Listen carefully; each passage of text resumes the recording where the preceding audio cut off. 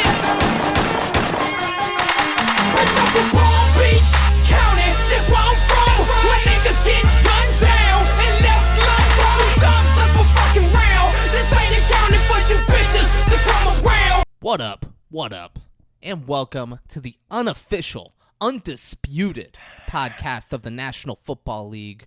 We're world famous. We're critically acclaimed. We are the 5-6 Kings podcast. I'm David Breen. With me, as always, Woo! my dear friend and co-host, Braden Bullard. Braden, how are you, man? I am feeling young and fresh. Just took my my nephew for a walk, and now I feel it from the baby, feeling all young. How you feeling, bro? I mean, you got to be weird like that, and like, I'm not gonna make a joke about you being sexually active with the baby, but like, how can you not expect me to? I did actually. When As I was saying it, you're like, I feel young because it was with the baby. Yeah, Me and the baby, and I feel young and fresh. Like, come on, dude. Come on. as I was saying, I was like, oh, A minute into it, you're trying to make me say something just terrible. You're just teeing me off for it. That's exactly what I was thinking when I was saying it. But Yeah, I'm feeling well. I feel exactly my age, and I did nothing with any children today. But and I'm not wearing a 5-6 King shirt. If you're not watching this, I'm wearing my Miami Dolphins shirt. why? We're in Club Dub, baby. Fins for the win. Up, fins up. Fins for the win. Oh, okay. That's what Jalen Waddle says after every win. Oh, does he? He looks. Go on Dolphins Instagram right now. Watch their story. You will see. I haven't even looked at it. I just know. You'll see Jalen Waddle skipping off the field, looking into the camera and saying, "Fans for the win." It's the best part of every win. Do you think they end up No. selling merch, and does he make any money off of it? If they made a "Fans for the win," I'm sure. Yeah. Yeah. Good for the Finns. Yeah. Or he can just make that shirt. That's a good point. Yeah. Maybe he's trying to set himself up to set merch. There we go. That's Yeah. his catchphrase. He's trademarking it. Yeah, I don't think he could get that trademark. probably I'm not. actually positive he couldn't get that trademark. There's no way the Dolphins would allow that. Maybe he didn't think about that. Because they trade him a couple years from now, and he's on the Texans, and he's like, "Fins for the win. I own that shit." Yo, you want to sell shirts, Dolphins?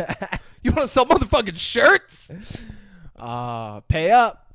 There we go. But Dolphins, baby. Yeah, Dolphins. dude. So, how you been, bro? I've been good. Yeah, I've been good. Yeah. How you been? good.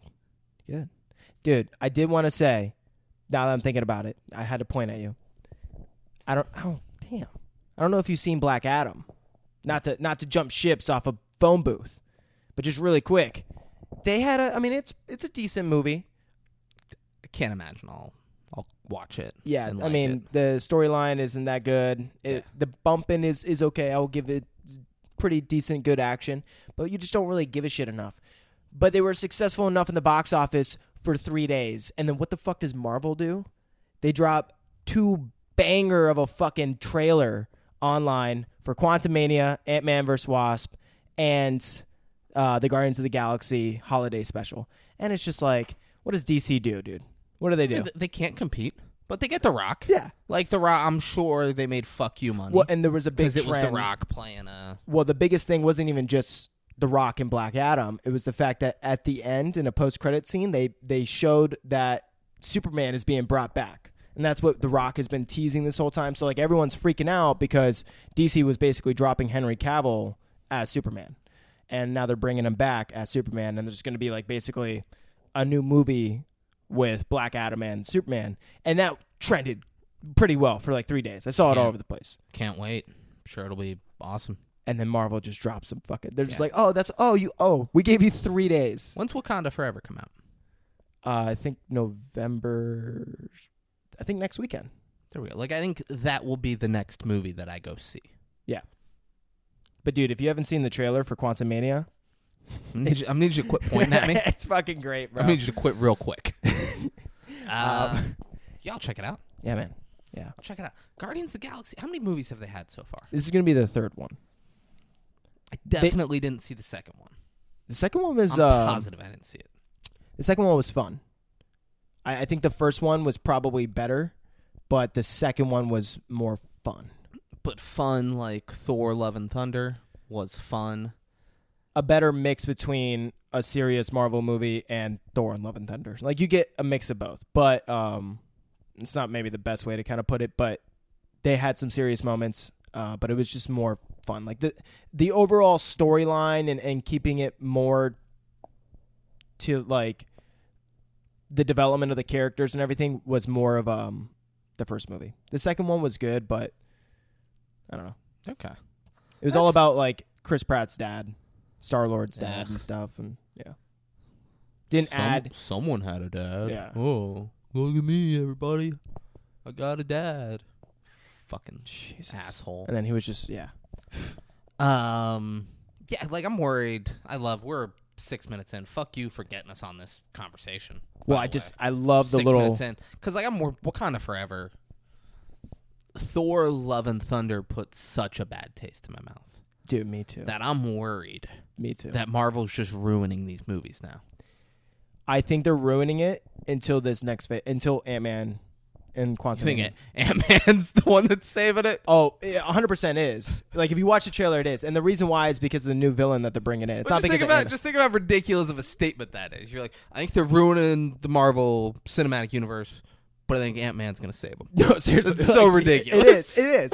But they're literally just like, I think just trying to incorporate as many characters as possible before this last phase, because they're going to end up going into multiverse wars and all these different things where it's going to be dealing with Kang the Conqueror, which is like basically the last frontier villain besides the dude from Fantastic Four, Doomsday.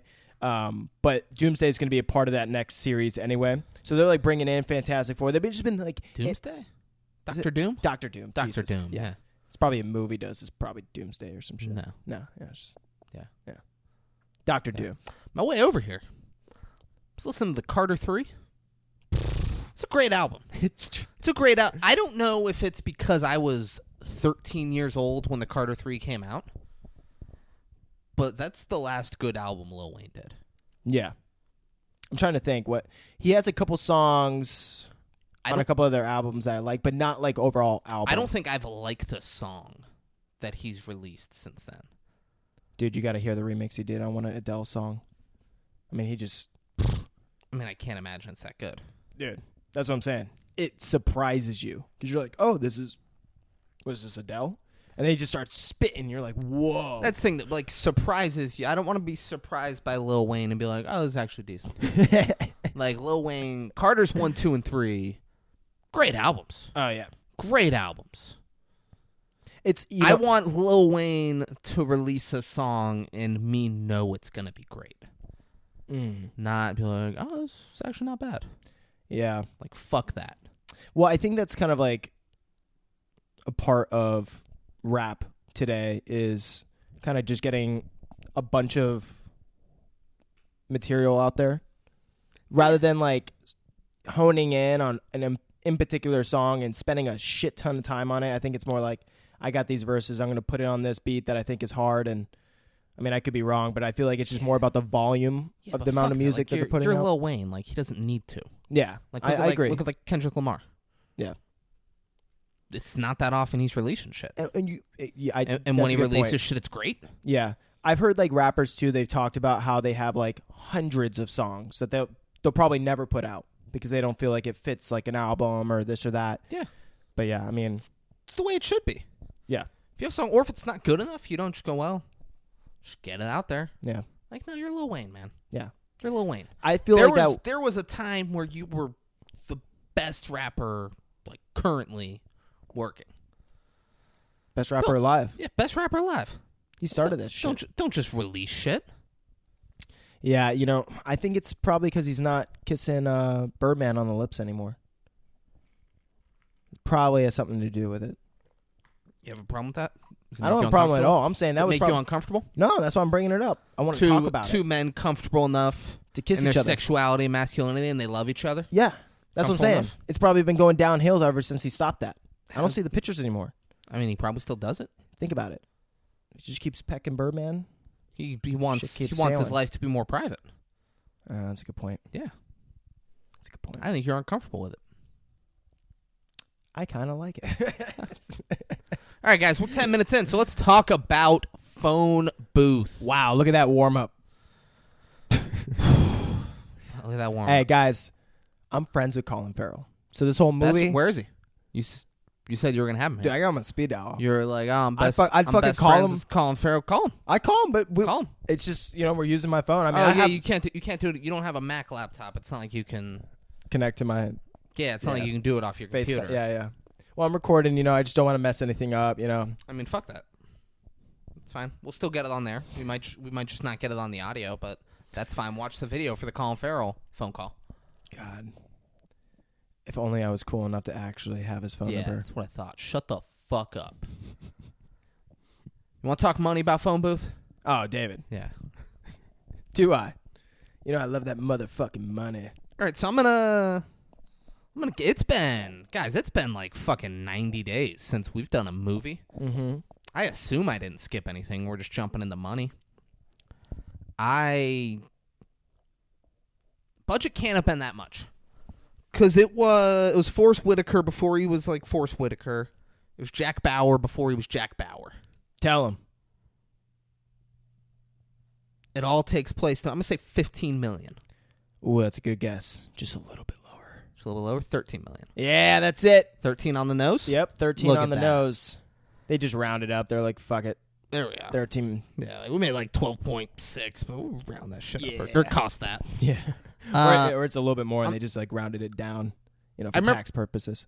I remember this being a very big movie when it came out. I'm gonna say they grossed $100 million. A little bit lower. But basically, Well, okay, so like $95 million, 97. $97 million. Good on them. Yeah, Good on. Are they happy with that? they should be. They happy with an $84 million profit? They should be. That is $4 million more than what Walter White made. And Walter White was fucking cooking meth and killing people. It's crazy. Yeah. He only made 80. They made 84. All they had to do was throw Colin Farrell in a fucking phone booth for... They kept it tight. So That's one thing tight. I'll say. This movie's like an hour, 10 minutes. Which is great because if you're only If gonna it was have, if it was a second longer, I would have been upset. me too, and exactly because you have one location, you have you really have one main actor, the character, I should say. You know what I'm saying? Like, who could you say that there was someone else that was like a co-main character in this movie? I mean, it has to be... Maybe the detective. No, Jack Bauer. Oh, okay. Even though we don't see him. But, like, that's... Colin Farrell's the only... Like, I was gonna say that too, but yeah. he's the only character that there's, like, a fucking character arc with and all that. Everyone else, it's just they're there. Yeah. Like, Jack Bauer, we learn nothing about the person on the other end of the phone. Yeah. He lies a lot and just makes shit up. Colin Farrell, we see a big change in character. No one else has anything like that. Yeah. So- Except for the negotiator. Not Forrest Whitaker. No, yeah. Yeah, the other negotiator. Yeah, or his little assistant. That guy came full circle. He didn't. He just had his world rocked at the end. He's like, oh, shit. All right. Oh my god. Ratings. What are they? I can't imagine this movie was that well received. I guess I can imagine all things are possible through Christ, All things. who strengthens me. Mm-hmm. That's right. IMDb gave it a 7.1 out of 10. Rotten Tomatoes gave it a 72%. Voodoo gave it a 4 out of 5. And them Google users gave it a 92%. It means 8% of people who watched this movie went to Google. And said, not for me. Too much phone bill. Not for me. What'd you give it? I'm a little conflicted with it, but I give it a 6.8. I was just like, I'm a little conflicted with it, but I give it a 9. I give it a 5. I don't know, like it's not good. It's not good. And honestly, I remembered it being more ridiculous and weird. Me too. So like that's why I was excited picking this one, being like they're like, don't get me wrong, there's weird, ridiculous parts that I totally. love. But I thought it was going to be more. Yeah. Yeah. Like I was a little like Felt like they could have pushed the envelope a little bit more. yeah, watching it was not as ridiculous as I remembered it being, and I remember just being like, man, like I'm not as stoked to be watching this right now as I thought I was gonna be. Yeah. Yeah. It's weird because it's like a fucking hostage movie, but this guy's just like in a phone booth, you know? Yeah. Hostage situation in a phone booth. Yeah. We've all been there. Yeah. We've all been there. They win any fucking awards? David, Did they win one award? David, did they win any awards? They actually did win one award, and they were nominated go. 8 times. There we go. What'd they win? Yeah. So they won Movies for Grown Up Award at the AARP Movies for Grown Up Awards, 2004 Best Director, Joel Schumacher. Do you think he owns... I think this movie came out years before 2004. No, it totally did. Well, yeah. It came out in 2002. Yeah. Joel Schumacher? Yeah, you know, the guy that owns Schumacher. Right here in... Schumacher family. Hop, hop, hop. But they were nominated for the Black Reel Award for Best Supporting Actor. Forrest Whitaker. Look at that. Look at that. I mean, this Joel Schumacher guy Is the fucking man. He's a top G. So he, I mean, Yeah. he did Batman Forever Jesus. Top G. Top G. and Batman and Robin, the one with Mr. Freeze. By far the worst Batman movie ever made. I mean, Arnold. Yeah, Fucking- Mr. Yeah, Freeze yeah, is yeah. the character. Yeah, Fucking movie was horrendous. I did the Lost Boys. The setting, the sets He were did nice. A Time to Kill. All right, he's coming back. He's coming back around. He had to take some time Oh off my after that God, whole he Arnold. did Falling Down. What's that movie? It's gonna be on our list. It's gonna be a movie we'll do. Okay. It's Worth watching. I've never seen it. Oh. I've only seen the trailer, and the trailer Fucking ridiculous. is everything you want in a movie trailer. It's fantastic. Nice. Yeah. So Joel Schumacher. Yeah, There look we at go. that. He was old. That's why they gave it to him. They're like, he's an old guy. Come on. Let him All get right. one What before were he they gets out. nominated for and not win? Nominated for the Golden Schmo Award for Most Underrated Movie of the Year. They were nominated for the Image Award for Outstanding Supporting Actor in a Motion Picture. Forrest Whitaker. Jesus, he's stealing them. They were nominated. I mean, who the fuck's what's the Image Award? Like what the hell? From the Image Awards. NAACP Image Awards. Yeah, my bad. Which means only black actors are on there. Yeah. Which is because that's like Forrest Whitaker. He was good, but I wasn't blown away. Like if he won Best Actor, Best Performance at an award show, I would have been surprised. But, you know, he did Him to be nominated for an NAACP Outstanding Supporting Actor, sure. You know, his acting when he was told that, you know, he probably doesn't pleasure his wife. Like, what happened? I was like, oh, this is real. This is real. That's that's not just acting right there. They were nominated for the MTV Movie Award Best Villain, Kiefer Sutherland. Good for that guy. Are you not familiar with the work of Kiefer Sutherland? Yeah, I think so. I just can't fucking say the name. Yeah, bro. Guy's fucking a top G. What's he in? David, what am I going to go through a fucking long list? No. So I know what he's in, but I don't think you know who he is, and for some reason you're pretending like you do. No, I definitely and know. it's okay to not know who Kiefer Sutherland is. No, I not definitely- everyone knows everything. I'm not saying I know everything, but I definitely have seen him in a shit ton of stuff, dude. All right, he was Agent Jack Bauer, 24. He was in the movie A Few Good Men. Yeah. He was very offensive in that. He's like, I like the Navy. When we got to Yeah. fight in the war, Yep. Navy takes over on the cute little boats so I can kill some Hodges. Yeah, he's been. And you're like, ugh, Kiefer, Yeah, he's take been it easy. He was in Lost Boys. Yeah, That's Joel Schumacher. Is like, this is my guy. yeah. This is my guy, Kiefer. What else we got? We got nominated for an MTV movie. Oh, no. An MTV Movie Award Best Colin Farrell in a Movie. Colin Farrell. I can't believe that's a fucking thing. Best Colin Farrell in a movie from MTV Movie Awards Mexico. They had to make sure that. Yeah, so it's Mexico. It's fucking. We go over this all the time. It's different countries, and they pick because it was in 2004. It was years after this movie. No, yeah. They But what do pick you- an actor. Other countries do this for award shows. They pick an actor, and I guarantee you it's a deal with MTV. Colin Farrell was at the award show, And and it was like, "What's the best?" It's a way to, Colin like, Farrell promote it or performance? something like that. Yeah, and Yeah. it's like we can get Colin because now who the fuck's going to MTV award show Mexico? yeah, That's like a big star. yeah. Like maybe like Rey Mysterio might go there, but like they're like, oh, we can do a thing just centered around Colin Farrell. Smart. Yeah, and he'll come. And then they were nominated for the Teen Choice Award for Choice of Movie Actor, Drama, Action, Adventure, Colin Farrell. Choice Movie Liar, Colin Farrell. Choice Movie Breakout Star. So look at that though. Look what it's. Why is that on here? For the Teen Choice movie actor, drama movie action. Colin Farrell for Daredevil. Oh, I do see that now. Yeah, like why is that on this list? Colin Farrell was in Daredevil? I thought that was Ben Affleck. I mean, Colin Farrell made an appearance apparently. Oh, he was the villain in Daredevil. There we go.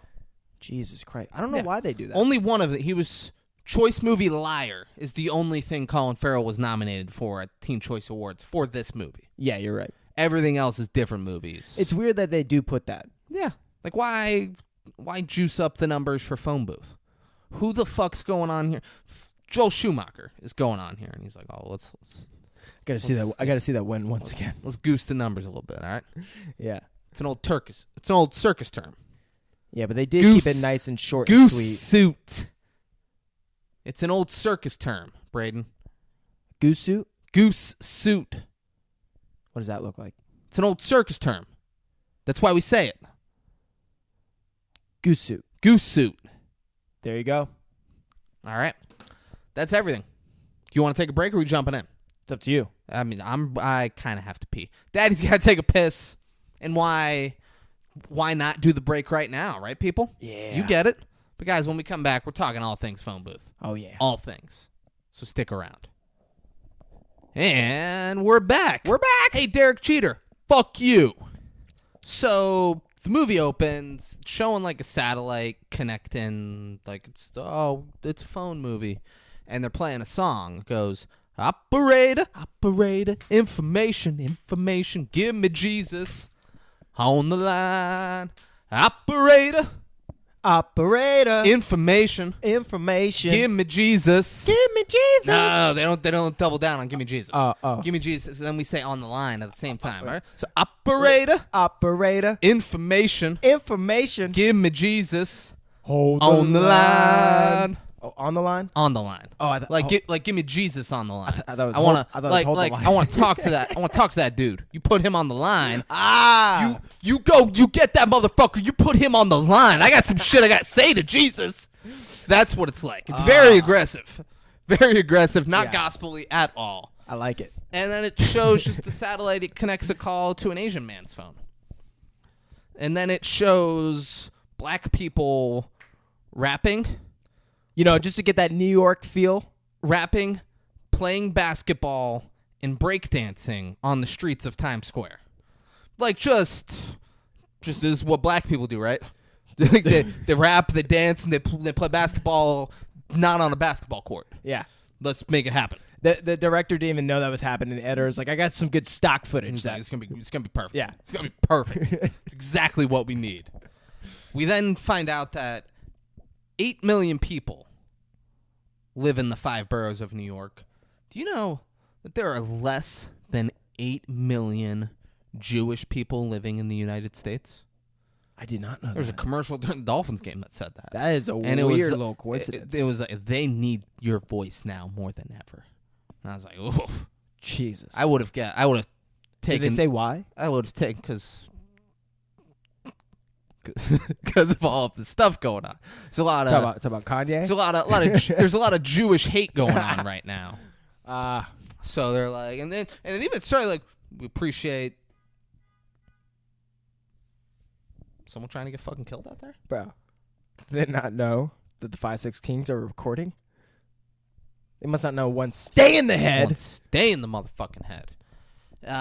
Anyway, there's more people in the 5 boroughs of the U.S. or of New York than there are Jews in all of the U.S. Wow. There's 10 people.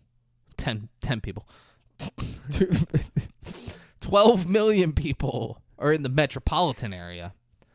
And there are 10 million telephone exchange lines, over 50 million services, 3 million New Yorkers in 2002 had cell phones. That number's gotta be fucking. There's 20 million people between the metropolitan area and the 5 boroughs. Like, I'm guessing 15 million people would have cell phones today. Oh, wild that only 3 million back then. Pretty cool. Look And at it's that. a whole Little fun fact. Cell phones are replacing payphones, blah blah blah, but still 4.5 million residents use payphones regularly. Can you imagine just being back in that day? Like how cool it must have felt to be like, oh, I got a cell phone. I'm flipping it and I'm closing it. Look at me. Yeah. Be like Zach Morris, dude. Zach Morris, like, check it out. Time out. You're supposed to freeze. Oh. Time out. Whoa. Belding's really coming down on me on this one, huh? All right. I'm not going to say time in. So they're like, this phone booth in Manhattan will be torn down tomorrow at 8 a.m. And now meet the man who will be the last person to use it. And it's Colin motherfucking Farrell. Colin fucking You're Farrell. still frozen, man. I know. Yeah, commit to it. Commit to it. Do the whole episode like that. I was about to. Let's go. You were not about to. No, I was. You were just planning to. You're like, David's not gonna say time in. He's not. You're like, how am I gonna find a way? Colin Farrell, find baby. a way to Bring me seamlessly in, do it. baby. But Colin Farrell fucking comes in embodying what it means to just being a cell phone egotistic douche. His life looks exhausting. Dude. I could not live the life that this human being is living. So much coffee. He has some assistant, and they're walking through the street on the phone, and he's like, "No, Danny, listen to me. You listen to me, Danny." And he has his assistant. He's yelling at someone on the phone, and he has his assistant get What's Up magazine on the line, and he's like, "I represent this fucking magician. I want him on the cover of your magazine." And they're like, "Well, that's ridiculous, man. We're not putting a magician on our fucking magazine cover." And he's like, "I don't know. I got this other fucking magazine that's going to do it." And they're like, "Really?" And he's like, "Oh, yeah." And they're like, "Well, all right, we'll get back to you." And he looks and he's like, "I don't really have that other magazine." I hope they get back to us. Pulling the strings. He's got like 5 fucking cell phones and like they're passing them back and forth. Assistant drops one of them. And Colin Farrell tells him, he's like, "Keep this up, you're going to be a fucking dog walker, you know, picking up dog shit and wiping their asses." And you're like, why are you so mean to the kid? He dropped He's like so one of the mean. cell phones and like so quick to pick it up too. Yeah, you're making this kid, you're walking, and we also find he doesn't pay this fucking kid. Yeah. They're walking through He's the got a street. suit and a tie with a fucking button down and a tie. This kid has to walk through the street and like fumble 5 fucking cell phones to get him his different calls. It's amazing that this kid's able to keep up. Yeah. He gets on the phone with Big Q, who is an over-the-top white rapper played by... Don't say the actor's name. So if you're going to say the actor's name, I need you to stop. Yeah. Do you want to say the character that you should associate with this actor? Oh, I know the character, So say it.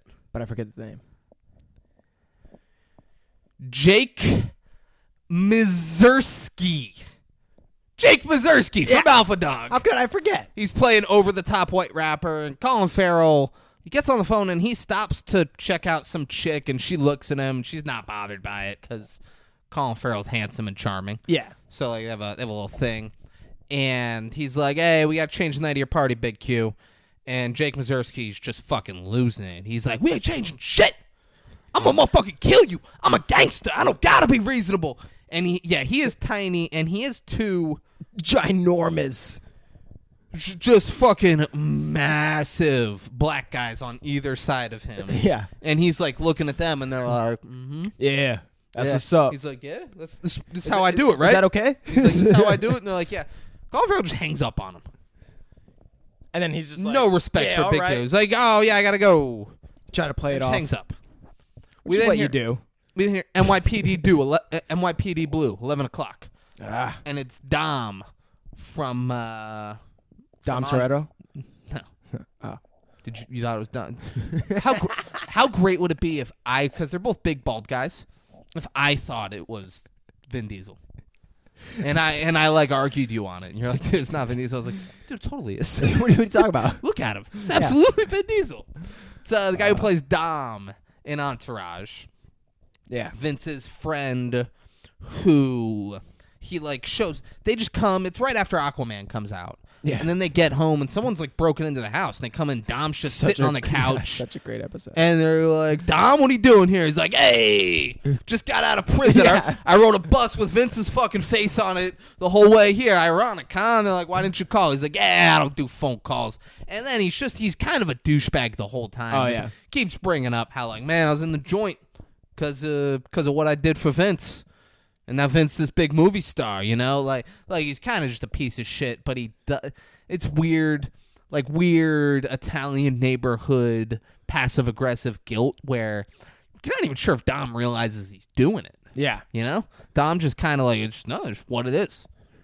It's what happened. This is fucked up. I feel like Corbin in his own way would do something similar. 1,000%. Not like eat off me or anything like that, but he would just like, let's just say, show up unexpectedly if you or anyone, you know, made it, like let's say in Hollywood, just like show up like, yeah, I'm here right out of prison. I'm gonna stay like a week. Yeah, absolutely. And you know what?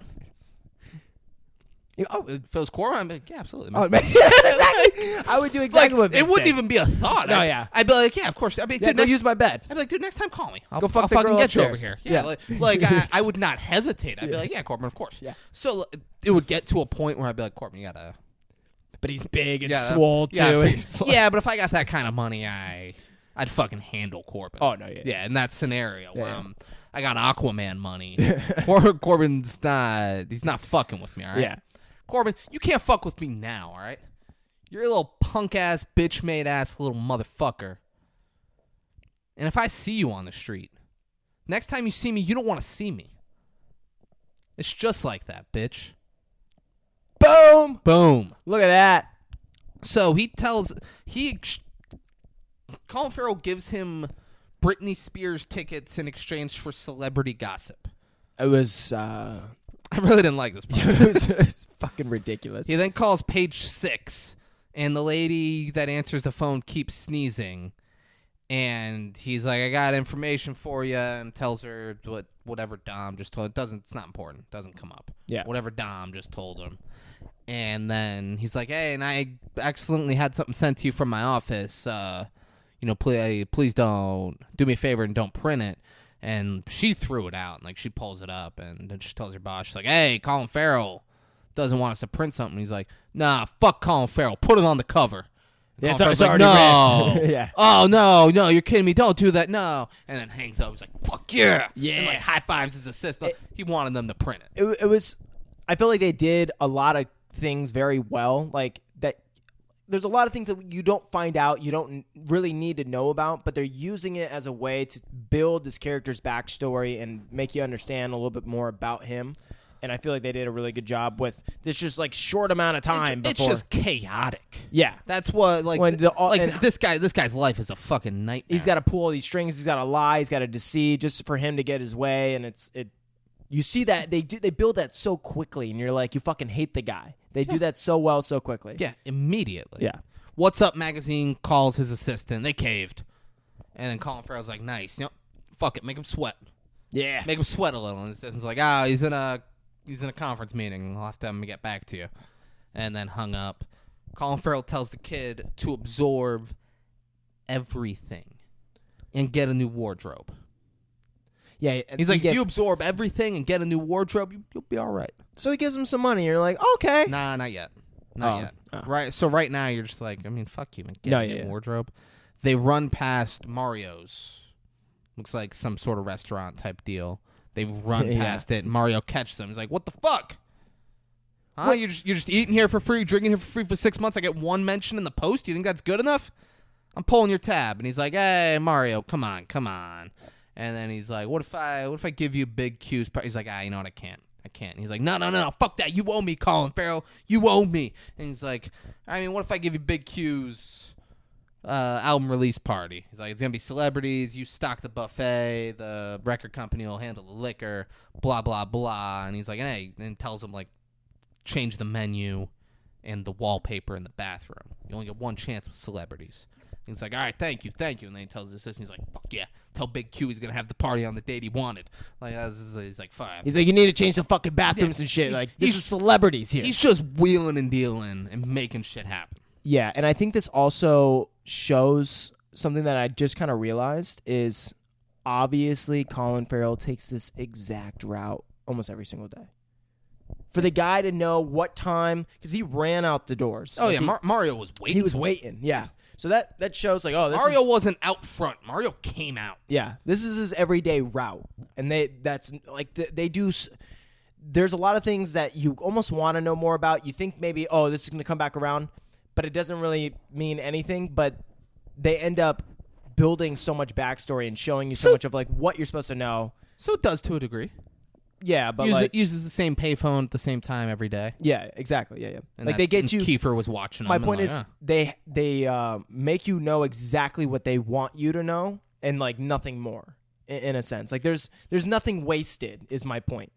You know. yeah, I mean they fucking. Even though we don't see some of these characters again that we're talking about, like the woman on the phone, this guy from this place, Mario, like yeah. But it serves its purpose. Nobody we've met so far matters Exactly. other than Colin Farrell. So nothing really matters, but it serves its purpose to us understanding Colin Farrell because this is such like you have to be invested into this character. Yeah. You know, it's not more about like the outer world. It's just about this guy, and I feel like they do a great job. Yeah. And, on that. and right here they make him kind of likable. Yeah. He's talking to his assistant. He's like, call Big Q, let him know he's gonna have the party. Call and accept What's Up Magazine's thing. He's like, send this over. Go get a bottle of Jameson. Bring it to the lady over at page 6 with this note: Irish chicken soup. Love Stu. His name's Stu. And the kid laughs. And then he gives the kid some money. Tells him, go buy yourself a suit. Blah blah. And the kid's like, oh my god. He's like, thank you so much. I'm learning so much, Stu. Like, this is awesome. And you're like, okay, he's nice to the kid. Yeah. He was being an asshole earlier, but he's nice to him. Well, let's call it an internship. What? For the kid. We'll call it an internship for the kid.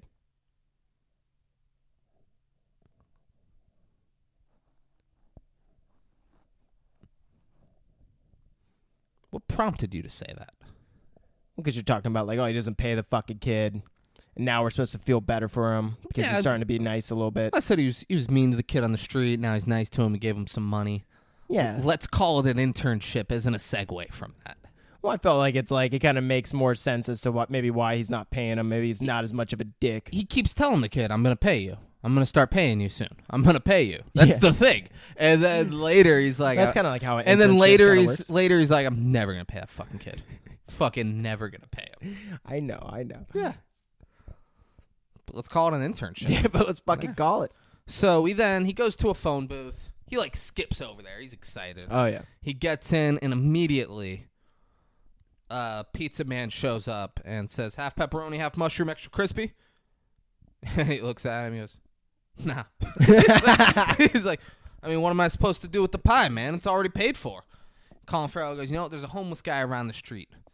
Go give it to him. Tell him you can fucking take it. You can never look back. He has some fucking funny thing. I didn't put it down. And then the pizza guy starts pushing into the booth and says, the homeless people, they won't take it. They think I'm trying to poison them. They always do. That was like the worst part of the writing in this entire movie. It is not. This is not Colin Farrell's problem. Like, No, yeah. I don't know why the pizza guy feels the need to force Colin Farrell into this situation. Colin Farrell just goes, look, I don't want your fucking pizza. And the guy gets quiet and he goes, that language is uncalled for. I'd be pissed too. I'd be like, bro, get the fuck out of here. Colin Farrell goes, holy shit. Opens the door and says, please return to sender and fuck off. Hands him $5 and said, here's $5. Eat the pizza yourself. You look like you'd use a good meal. And then you're like, He's- oh, okay. He's it's a dick. fat pizza guy. So like, oh, he's a piece of shit to the guy. Until now, I was like, this is crazy that the pizza guy is being this way Pressing towards this, Colin yeah. Farrell. Now I'm like, oh, Colin Farrell's a fucking asshole to this guy. Yeah. The guy then walks away looking upset, but he keeps the $5. So Colin Farrell wins that exchange. He calls. He takes off his wedding ring, Yep. and he calls Katie Holmes. Katie Holmes looking hot. They flirt.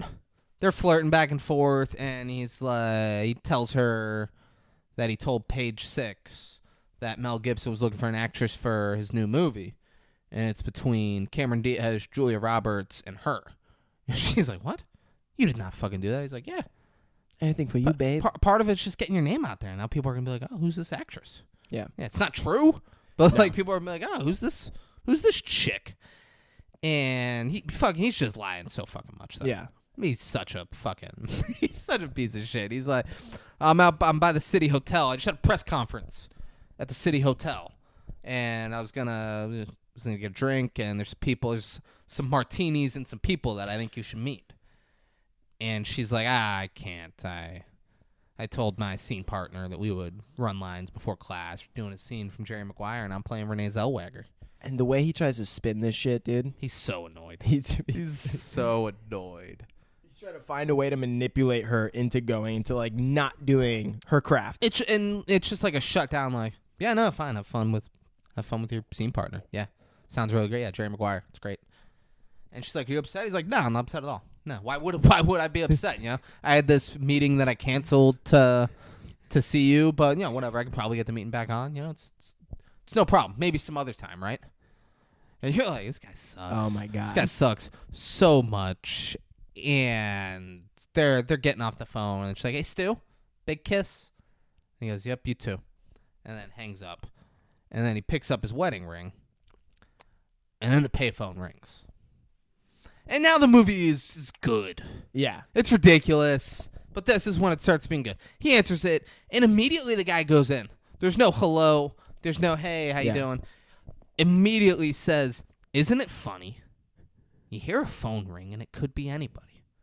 But a ringing phone has to be answered, doesn't it?" And Colin Farrell goes, "What?" Immediately like that. He's like, "The fuck is this?" Also, why is he answering the phone? I get that. I get that he says that. He's like, because it's kind of like, the fuck are you doing answering a payphone, dude? Bro, exactly. Like, even if I just got off that phone and it just rang, I'm like looking at it, I'm fucking face to face with it. In my mind, I'd be like, I'm content. Just like walk away. But you know what? Katie Holmes could have star 69'd it. Yeah, no, you're Called right. it back, and she's like, you know what? Fuck running scenes. I'm a fuck with this dude. Let's go. City Hotel. David. I'll be there. That would have been so much fucking better. If that was the whole movie, that we come to find out at the very end. Spin, holy shit, look at this. It's been Katie Holmes this whole time with like a fucking voice changer. Oh, so I thought you meant if Katie Holmes called and just... I was saying he answered it because it could have been Katie Holmes. Well, that too. Being like, you know what? No, you're right. I'm going to come to drinks. But that would have been so great if it was Katie Holmes. She just has like a voice. So I box thought you were thing. saying it would have been great if the whole movie, completely different movie. Him and Katie Holmes just get drinks. They hang out at the City Hotel. She meets some people. They fuck in a room later. But now I'm thinking like it's Katie Holmes. She's like, oh, Yeah, now I get what you're saying. but it's also like this is her scene. This is her like what she's supposed to be acting. That would have been fun. Wouldn't have been better though. The only tension in this movie, the only like drama, involves Katie Holmes being the character that she is. It makes sense. Yeah. Yeah. So if it was just her, it's not as good. It doesn't make as much sense. This turns into Fatal Attraction if Katie Holmes is the person calling. Yeah. Turns into fucking... What's that other movie? I mean, there's a lot of movies that probably just are kind of redundant with. Name another. Name one. I mean, bro, almost any movie will connect more. Name one. Name a movie. Game of Thrones, bro. No. See, look at I feel like a bunch. Those are just words, man. No. Those are just words. The guy in the phone that goes, "You should have taken the pizza." And he's like, "Oh, is this part of the pizza thing? Is this fucking crazy?" He's like, "I mean, you needed the pizza to keep your strength up for what's about to happen." And he's like, "Oh, yeah?" And he's like, "All right, I'm fucking done. I'm going to hang up." And then so Stu's like, all right, hang him up. And it's Jack Bauer on the phone. Yeah. And Jack Bauer's like, you're not going to learn up, and you're going to learn to obey me. And he goes, oh, obey you? You fucking psycho. And Stu's like, all right, I'm done with this. And he goes, don't you dare hang up that phone, Stu.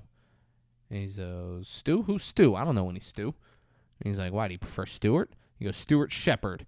Blah, blah, blah, blah, blah, blah, blah, blah, blah. Says his address and all of that stuff. And he's like, I'm looking at you right now, Stu. And he's like, yeah, what am I doing? He's like, you're scratching your head. You're touching the back of your neck. And then he flicks it off, and he just goes, that's not very nice, Stu. Not very nice, yeah. Oh, that's the first time he says his name. He says, that's not very nice, Stu. And he goes, Stu? Who's Stu? I don't know any Stu. And then they do all that. Yeah. So he's doing that.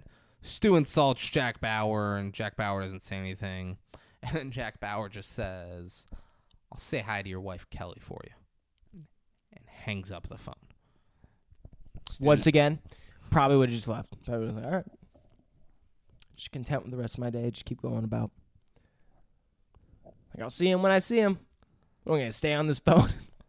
You can't be content and just go about the rest of your day. This guy has said that he knows your name.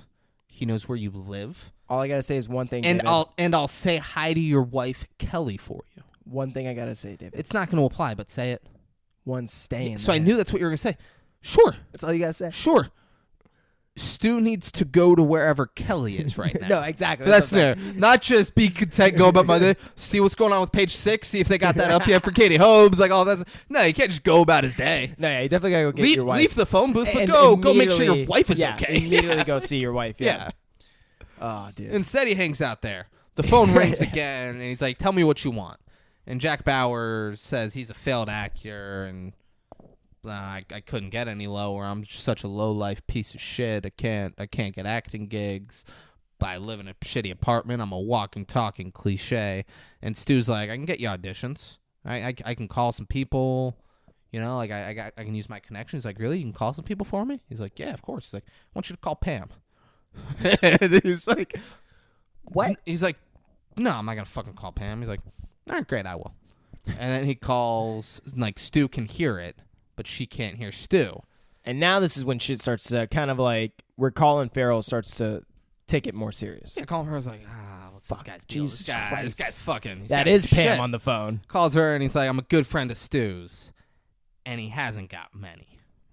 It's great. He tells Pam that Stu calls her from a phone booth because his wife checks the bill, and he invites her to the city hotel so he can fuck her there.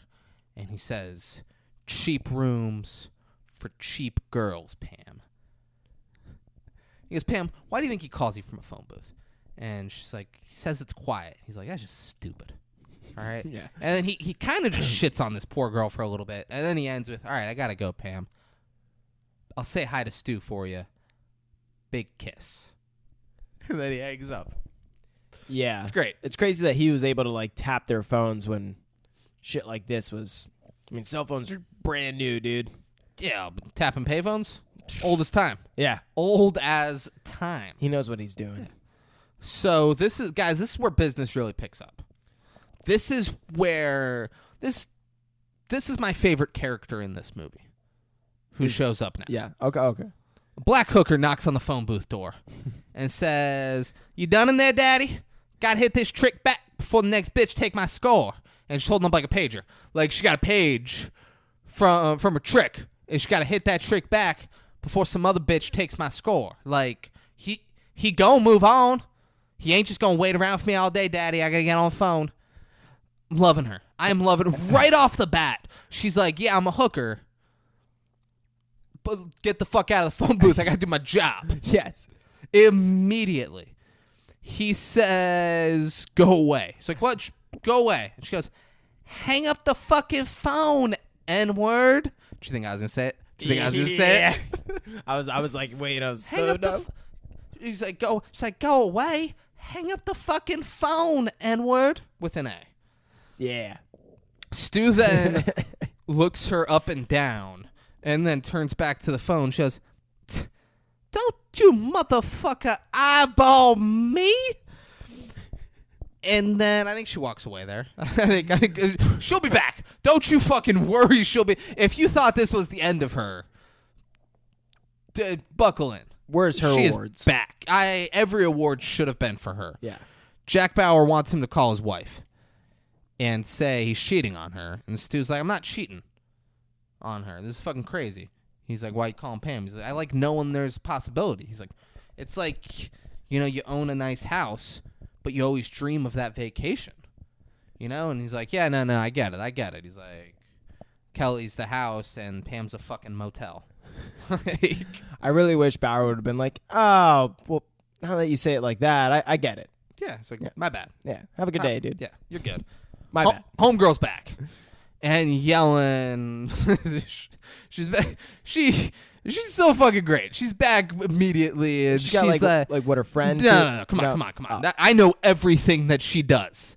There will be plenty of friends in the future. She is such a big part of this movie for a short part. It's so great. Yeah. It is so fucking great. It really makes you feel like you're in New York, It makes me feel like I'm in her world. Yeah, no. I'm in her world. She's like, come on, get out the booth. This business. And she keeps holding up the pager. Like he's going to be like, fuck, it's a pager. Okay. Yeah. And he's like, go use another payphone. This is crazy. She's like, this is the only one that's working. He's like, bullshit. He's like, it's the only one on 8th Avenue that's working right now. He's like, go to a restaurant or something. No fucking way a restaurant's going to let her go in there and use their phone. If she walks up to a restaurant, she walks up to Mario's, and she's like, hey, Mario, can I use your phone? You're like, no, get the fuck out of here. Yeah, what are you buying or No, what? even if she's buying, he's not letting her use the phone. Yeah, you're right. About business, I got to hit this trick back so some bitch don't take my score. Mario does not want that trick to have his number. If Mario opens that door, this is a regular thing. This is a regular... The tricks are calling to fucking get her dick hand over there to hook him up all the time. All the time. Mario is in her business now. If Mario lets her use that phone once. She got a lot no of fucking business. way. She then hits the door like angry and goes, oh, God damn it, you done made me hurt my dick hand.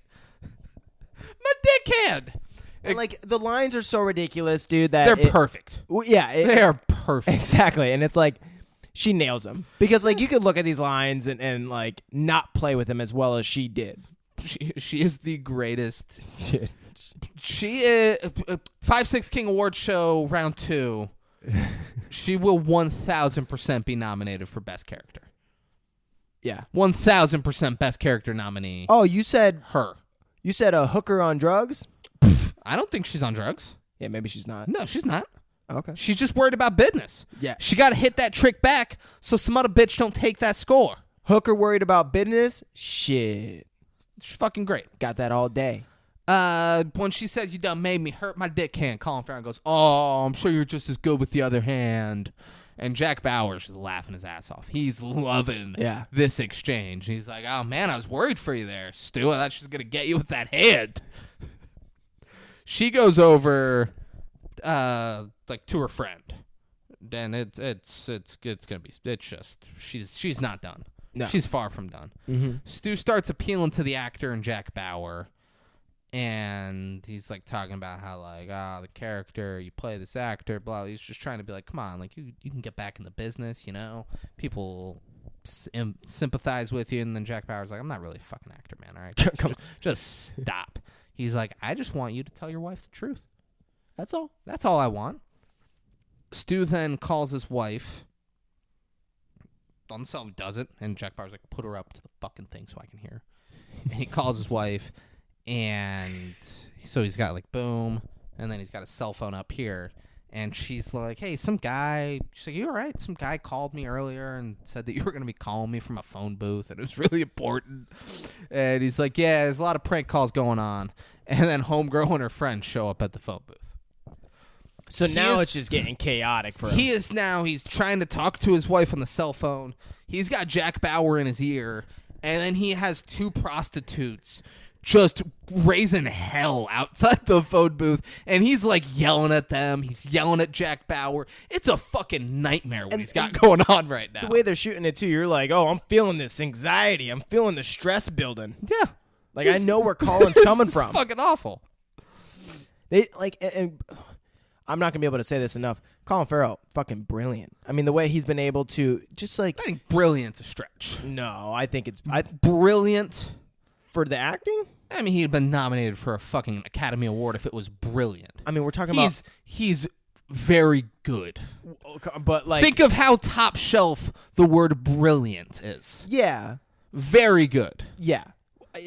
So Very good, sure. I think it's not going to show off as impressive as like some of the other roles that he's done and stuff. But what really impresses me is the fact that he's able to show such a shift, so much range, such subtlety in such a confined space is my big point. You know, like he's in one location. It's kind of like the verbatim of it, and be able to show all the difference and like you feel that is something I feel like it's hard to do. He does it very well. Yeah. Brilliant is a stretch. That's a top shelf word right there. But my point is he's like, dude, a lot of filmmaking can make acting look much better, and the fact that, I mean, it's pretty simplistic, but it's just him kind of. I agree with you. You're just going too high with the word. Yeah, He's very good here. Yeah, Brilliant, he is not. I just think Brilliant's a stretch. Brilliant's a fucking between stretch. brilliant and very good. It's very good. But like, yeah, it's very. He is having 3 different interactions with very different tones. Yeah. On all 3 of them, and he's just fucking back and forth like a fucking tetherball, just going around in a circle with it. Mm-hmm. It seems awful. Oh yeah, It seems awful. He does well with it. So he's yelling at them. Kelly tells him, she's like, "Hey, come see me so we could talk in person. This is crazy." And he's like, "Yeah, I'll try." Which that's fucking crazy. "Yeah, I'll try." And he hangs up on her. Oh, one point she's like, "Who are you yelling at?" He's like, "Just some fucking hooker at the phone booth." And it's the white hooker. She's like, "He just called me a hooker." Oh hell no! And she's like rubbing her tits on the phone booth, like This motherfucker. So when he hangs up on Kelly, he opens the door and says, "Get the fuck out of here before I call Hillary and have your ass deported back to Jersey." Jesus, Which is great. And- I don't think Senator Hillary Clinton or any senator has the ability to deport someone just to another state. Yeah, I think you're allowed to be in New York as long as you have some form of identification. maybe something If was you live going in on with Jersey. Hillary during that year.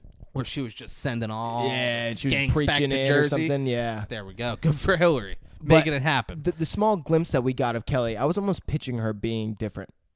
I mean, she seemed very innocent. Too innocent for someone like Stu to be in a relationship with. Opposites attract. That's a good point. Opposites attract, baby. She seems like she reads the Bible. He seems like he I mean, reads Times I don't Magazine. know about page 6. Page 6, yeah. Or What's Up magazine. Yeah, what's up, Max? I don't know about reads the Bible. Kelly, she seemed like a lady. I don't know. She seemed very nice.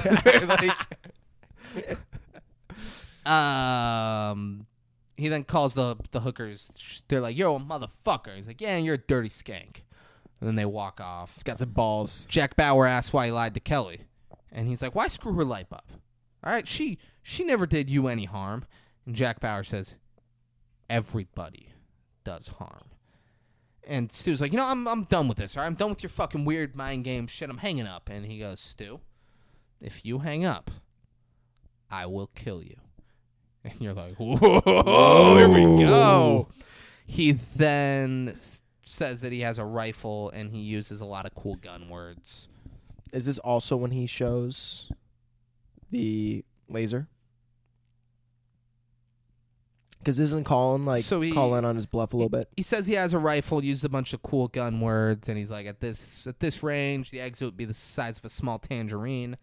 And Stu doesn't believe him, and then he cocks it, and he's like, "Oh," and he's like, "Isn't that a lovely sound?" And then he starts talking about how in movies he's like, we're the good guy. At the end, he's gonna kill the bad guy finally, and he cocks his gun.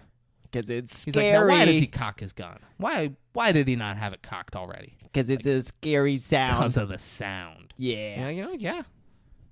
It's not practical, but it's way cooler in movies when it's Like that's a Yeah. cooler than just pointing it and shooting. Yeah. Not nearly as cool. So, and then Stu says, like, if you fire a gun out here, the cops will be fucking everywhere. And then Jack Bauer's like, well, let's see. 3, 2, and he's like, whoa. And he's like getting down. 1, and he shoots a toy robot on the street and Shit shat. explodes. And he's like, oh my God, sniper on the rooftop. Cops are everywhere. Uh-oh. Jack Bauer, like, no one gave a fuck. It's just a toy robot exploded. Look around you. The guy selling the robot makes Stu pay him for it. Yeah. Yeah, he comes up, he's yelling at Stu in the phone booth. Like, what'd you do to my fucking robot? Stu could have been like, I didn't do fucking anything to your robot, man. I'm making a call. Said he gives him $10. Stubbs, it gives him 10, and the guy looks like, all right. And walks off. Yeah. That's how you do business on New York streets. And that's true. A new Spanish hooker comes to the booth. Homegirl just keeps sending people She's over. got a fucking army. And she's over there, and she's doing cool stuff. And Jack Bauer points the laser at Stu and starts talking about the other people he's killed. But he's, like, pointing the laser at him, and he's like, where is it? And he's like, it's right under my right shoulder.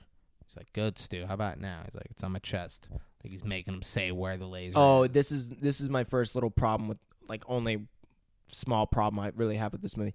The moment that the laser's on him, it can only come from, like, one direction, because the way, like, he was slightly turned in the booth and the way that it was, like, on his shoulder, like, dude, it's like basically he couldn't be to the fucking right. He had to be to the left of, like, where Stu. And then I was just thinking, I was like, the way that Stu was looking around, it probably wasn't Colin Farrell's fault. It was probably, like, the directing was, or unless he actually had a laser on his shoulder and he was, like, looking around. I don't know. I just felt like his body was turned too much this way for him to look this way, like the opposite way.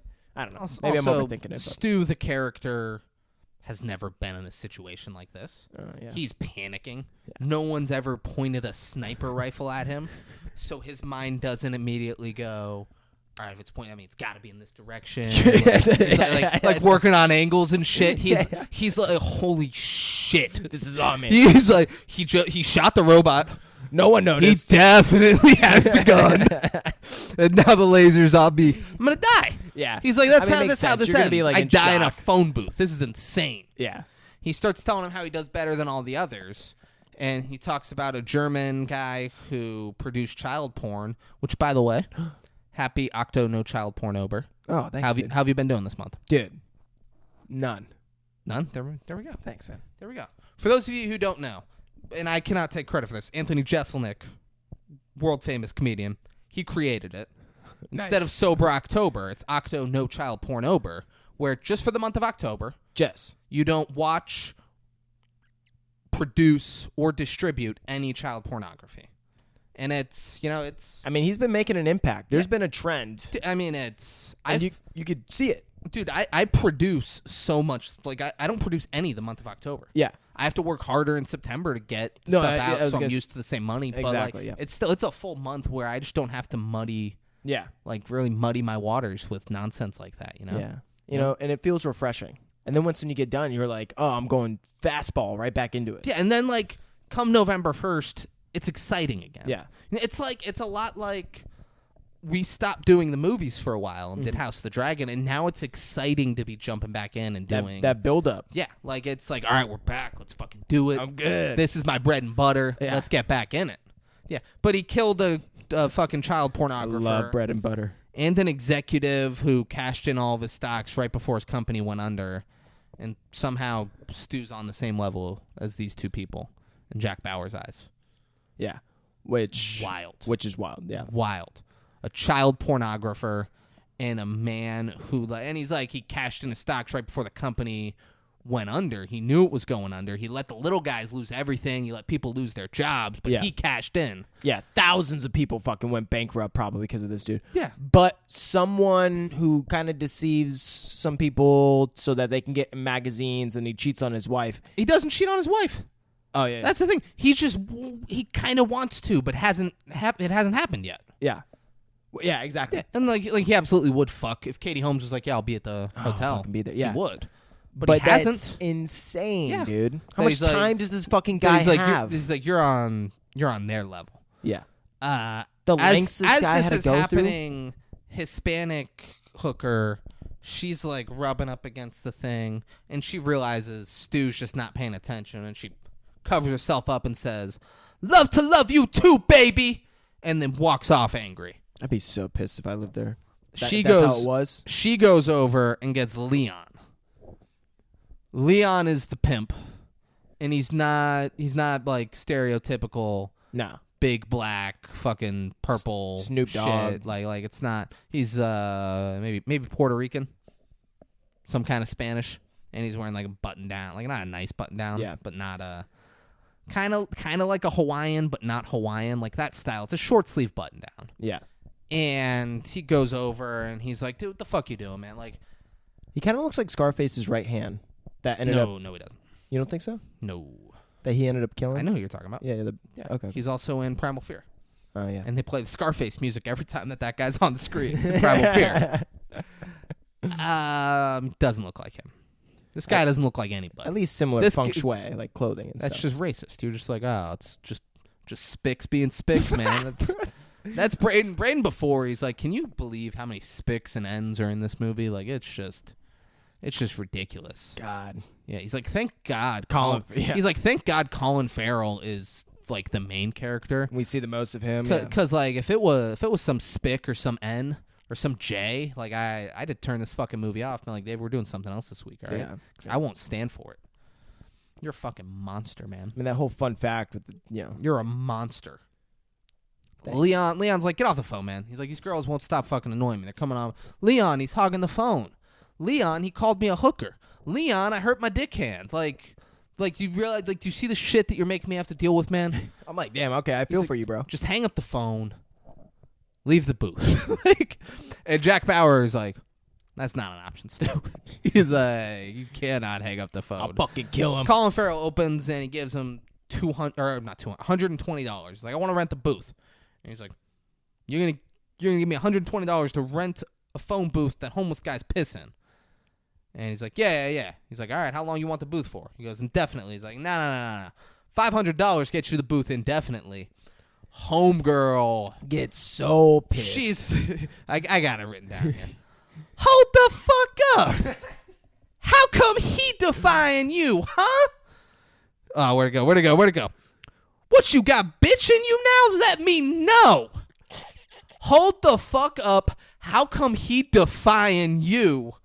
What? You got bitch in you now? Let me know. Like, if you's a bitch now, let me know. I'll go find some other pimp. All right? This motherfucker gets to come here and defy you. Hold the fuck up. It's like this bitch forgot her place. Like, bitch. No, she did not. Jesus Christ, dude. Because you know what? She said it. Leon starts getting mad. Leon starts fucking hitting the phone. Yeah, booth. he's like, yeah, yeah, you're He's right. pushing it. And Stu's like, "What? Come on, dude. This is fucking crazy." Yeah. He's like, "That's what it took." He's like, "That's what it took. I'll give you the $500. Come on, stop it." And Leon goes, "You know what? I wasn't gonna kill you before now, but you just changed my fucking mind." And he walks away. And homegirl goes, "I'd run if I was you. He gonna kick your ass." He gonna kick your ass. He gonna kick your ass. And like all three of them are dancing, and she's going, he gonna kick your ass. He goes over and gets a baseball bat. Yeah. And comes over. Stu tries to give him his watch. He's like, come on, let's talk. He's like, I got a watch. I'll give it to you. He's like, oh, you got a watch? I got a fucking $2,000 roll. I got a gold Rolex. I don't need your fucking watch. I'm gonna give you 5 seconds to exit the booth peacefully. And then he starts a countdown, and we see the laser on Leon's chest, and Jack Bauer goes, Stu, I can stop him if you'd like me to. Holy shit. Holy, this is so fucking intense. Yeah. He's like, I mean, Stu, this is nonsense. What's going on, man? Banging on he's like, you want me to just stop this guy? This is... I feel for you. This seems awful. Let me just fucking take him out. Building camaraderie with and this Stu's fucking... like, no, don't fucking do it. He's like, just give me the word. He's like, no. Then Leon, the countdown finishes. He fucking smashes the booth with the bat. And she's like, oh, come on, man. And he pulls Stu and he starts fucking hitting him. And He's just somehow still on the phone. Like, you want me to kill him? Jack Bauer's like, this will count as a hang up. Do you want me to kill him? And he goes, yes. Yeah. And he shoots Leon in the back. And Leon starts. Oh my God! Now hold on. Well, I guess yeah. He shoots Leon in the back, Okay. but Leon, like, it's too fresh. Like right after we hear Homegirl, she goes, "Who running this? Who streets this?" I love her. Yeah, she is fantastic. Why they didn't make a fucking sequel where it's just her character? Yeah. Beyond me. Leon then falls down and dies, and the girls are freaking out. And it was funny because he starts like kind of like stumbling away, like trying to itch his back, like doesn't even really understand like what has happened to him. He's confused at first. Like, Yeah. the fuck happened? And even the girls are. They're like, what's going on? What? Yeah. What?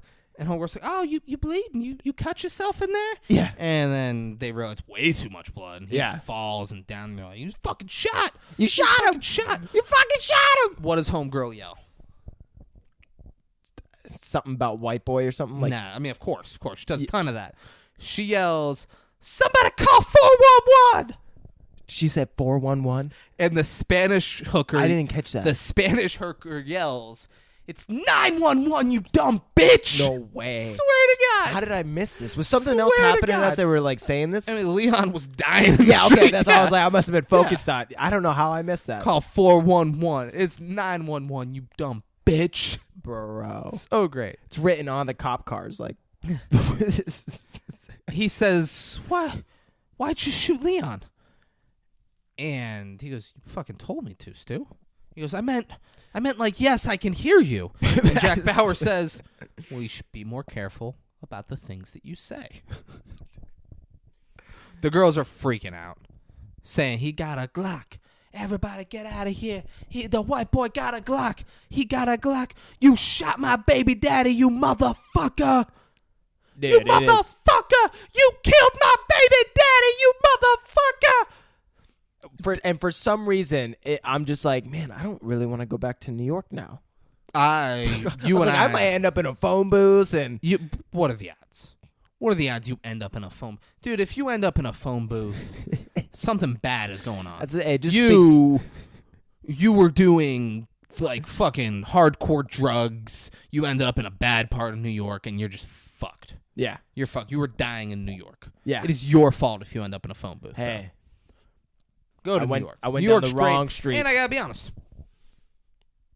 Best case scenario, I go to New York and I run into this person. or the whole scenario.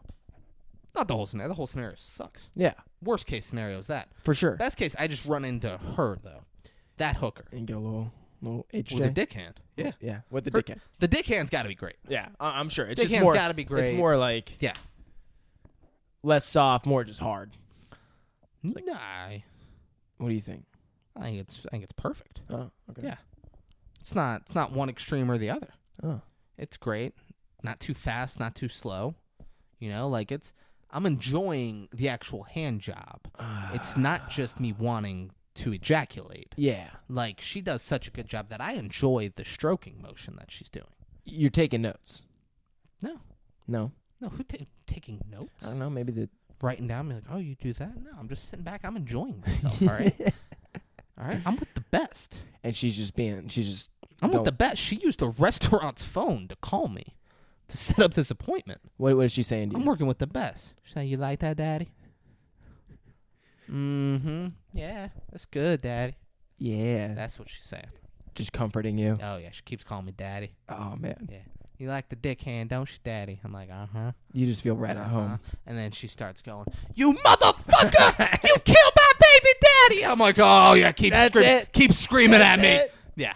Oh, All right. that's awesome. So Jack Bauer, he blames Stu.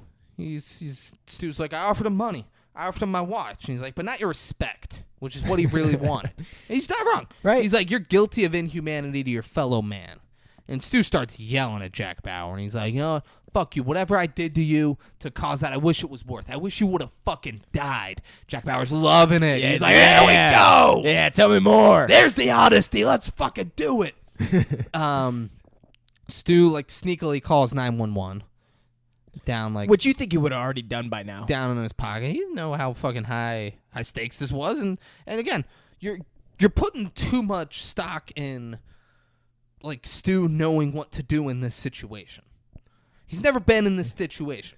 Man, Stu is panicking. There's hookers. There's Leon. There's a sniper. He's had to call his mistress and his wife. yeah. This is the fucking most bananas interaction he's ever had in his life. He did, and I don't think I don't know if it was probably up to this point. He probably tried a couple times, or he did try a couple times to spin it, you know? He tried to do what he tries to do, and he's like, man, this guy knows everything about me. He's covered all of his tracks. I can't spin this shit. I was about to. Nice. I was about to keep the ice in my mouth and start talking. Then I was like, oh, that's going to sound like shit for the people listening to this. I'm just sitting there just... And it's like ice thing. Like I'm kind of chewing on it a little bit. Like listening to it. But what the fuck is he doing? Maybe it sounds refreshing. David, knock it off. Yeah, he probably thought he was going to be able to get out of this situation. And then Leon got fucking killed. And he's like, well...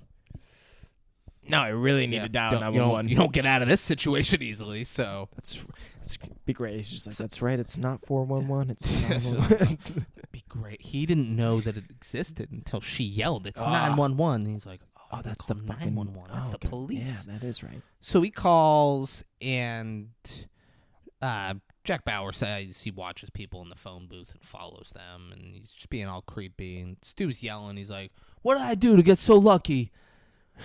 To be chosen by a maniac with a rifle at a phone booth on 8th Avenue and whatever. Blah, blah, blah. He's just yelling that. He's like, huh? What did I do?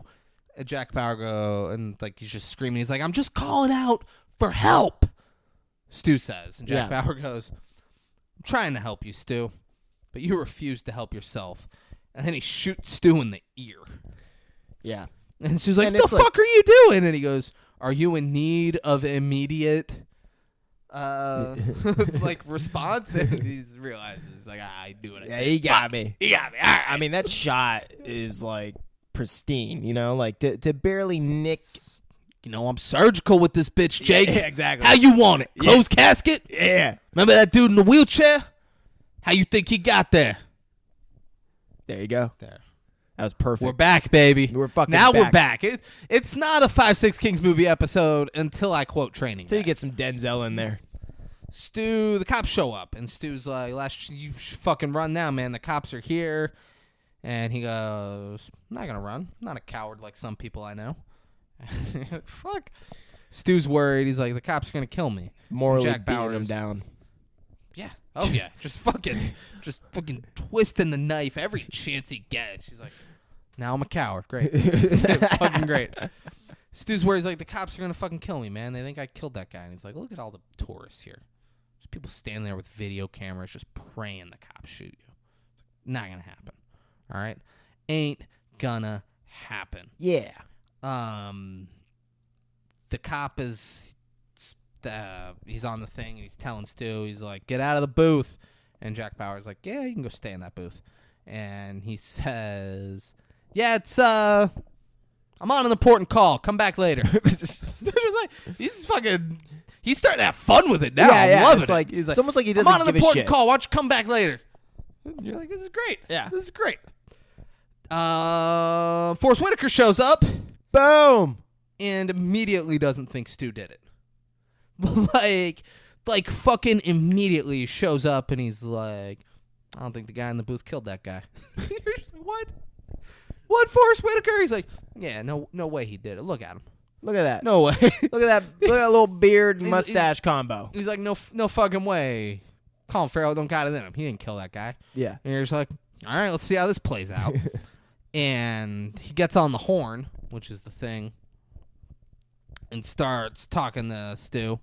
It says he's ordering Stu to get out of the booth. Stu says he's busy. Jack Bauer then references Nam, and Stu sees an opening. And he's like, you were in Vietnam?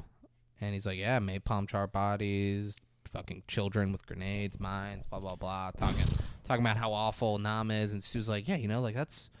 People sympathize with that, man. You know, like you were blamed for that war. He's like, I came back and people were spitting at me. He's like, yeah, dude, this is how we turn it for you, man. Like, you did that. You killed Leon to protect me. He didn't say that yet. He's like, people sympathize with that, and cops, they side with vets. And then Jack Bauer just starts laughing. Yeah. He's like, napalm charred bodies. Wake up, Stu. I'd have to be 50 to be in that war. And he's like, I don't know. I'm so stressed. What are you doing to me, man? Which is so funny Just because stop it. he's getting so fucked with, and he's a dude who deceives everyone. Yeah, and that's And that's what Jack he's trying to Bauer's do. He's doing. like, man, I can spin this for you. I can All help you day. out. And he's just seeing right through that shit. right through it. Right there. Right through it. Forrest Whitaker's not waiting for the negotiator. Yeah. His right-hand man's like, don't you think we should wait for the negotiator? He's like, I'm going to talk with him. I'm the best at what I Yeah. do. He then goes, sir, taking out my weapon. Puts it down, and he starts walking up. This is I fucking hated this because he does that, and as he walks up, his right hand man, I'm talking about like shoulder to shoulder, has just got a fucking gun pointed right at him. Like, Yeah. what is it? But Forrest Whitaker doesn't have his one. He's like, hey, I can't control everybody in the world.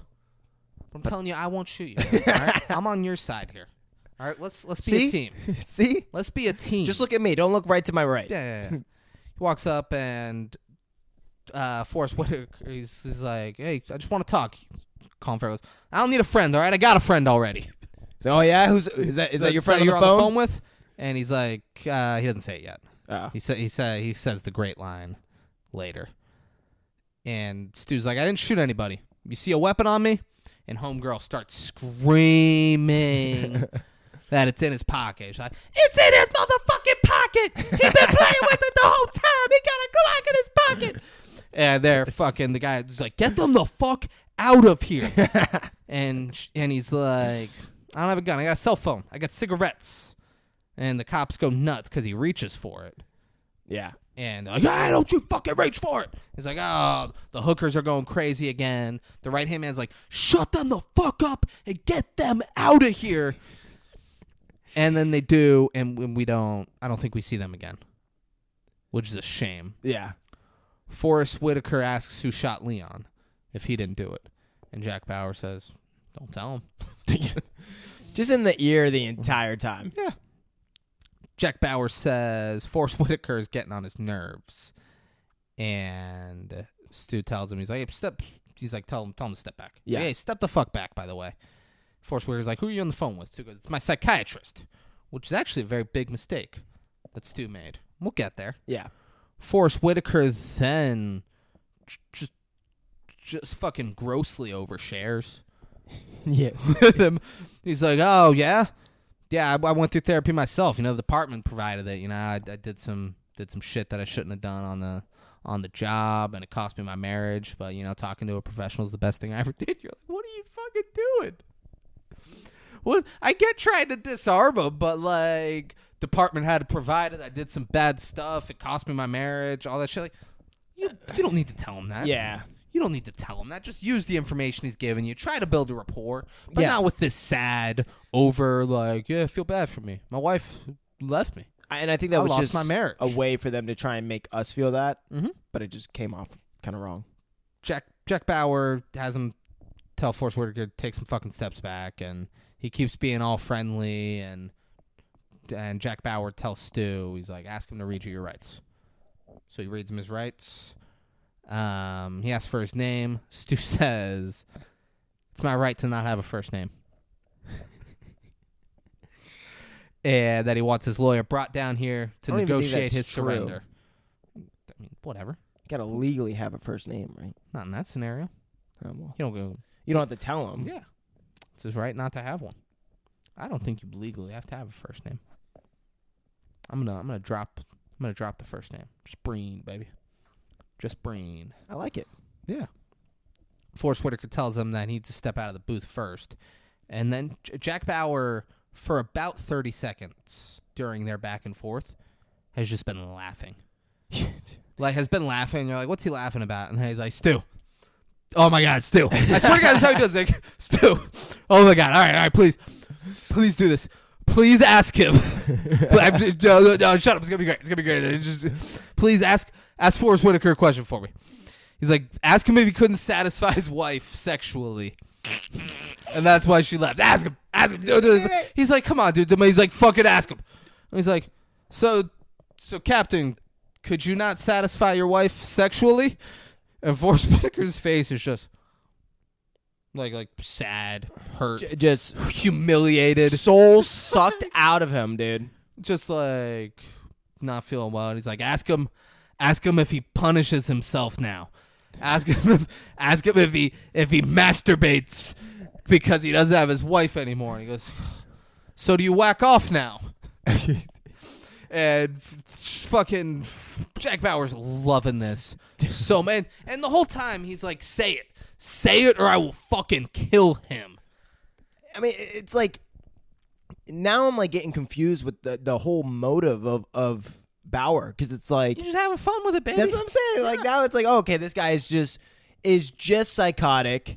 He doesn't truly believe in some moral upright, like as if he's like helping the world by killing people who aren't morally just or something. Like that doesn't, like that was like his motivation in the beginning. Now you're like, oh, this guy's just what do you think?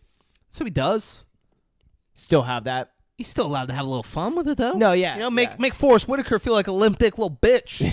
What happened to your wife, Captain? Yeah, but the fact that he knows about the captain's wife when the captain's probably all around a good guy kind of makes it seem like he doesn't really care as much about that morale aspect. Just of having it. fun. Yeah. And He's just having fun. and Stu has to ask him. Yeah. The captain doesn't really care that he's been asked. It's uncomfortable for Stu. Stu's think- like, fuck, man. but do you Why do think- I gotta be mad? Why do I gotta be mean to this guy? Why are you making me do this? Because that's what I'm saying. Like, do you think he actually knew that the captain even had a wife, or do you think he's just guessing this whole thing? He's like, yeah, I bet he's got a wife. The captain shared about his wife leaving him. Immediately. Oh, yeah, that's right. The captain shows up, and first he's like, all right, so first things first. That's right. You wait. Yeah. First things first, my wife left me. Yeah. Like, immediately. He was asking for this. Yeah. If You are right. You lead with that shit, you're like, he's going to fuck with me about this at some point. Yeah. That guy just murdered someone in the street.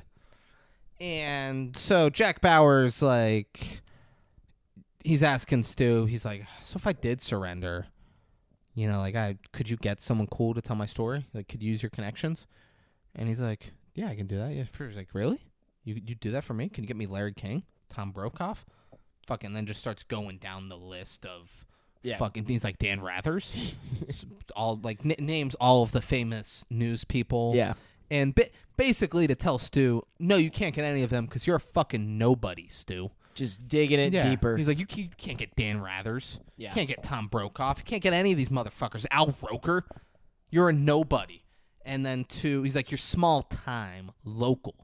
And then news trucks start showing up and a news helicopter. He's like, ah, there it is.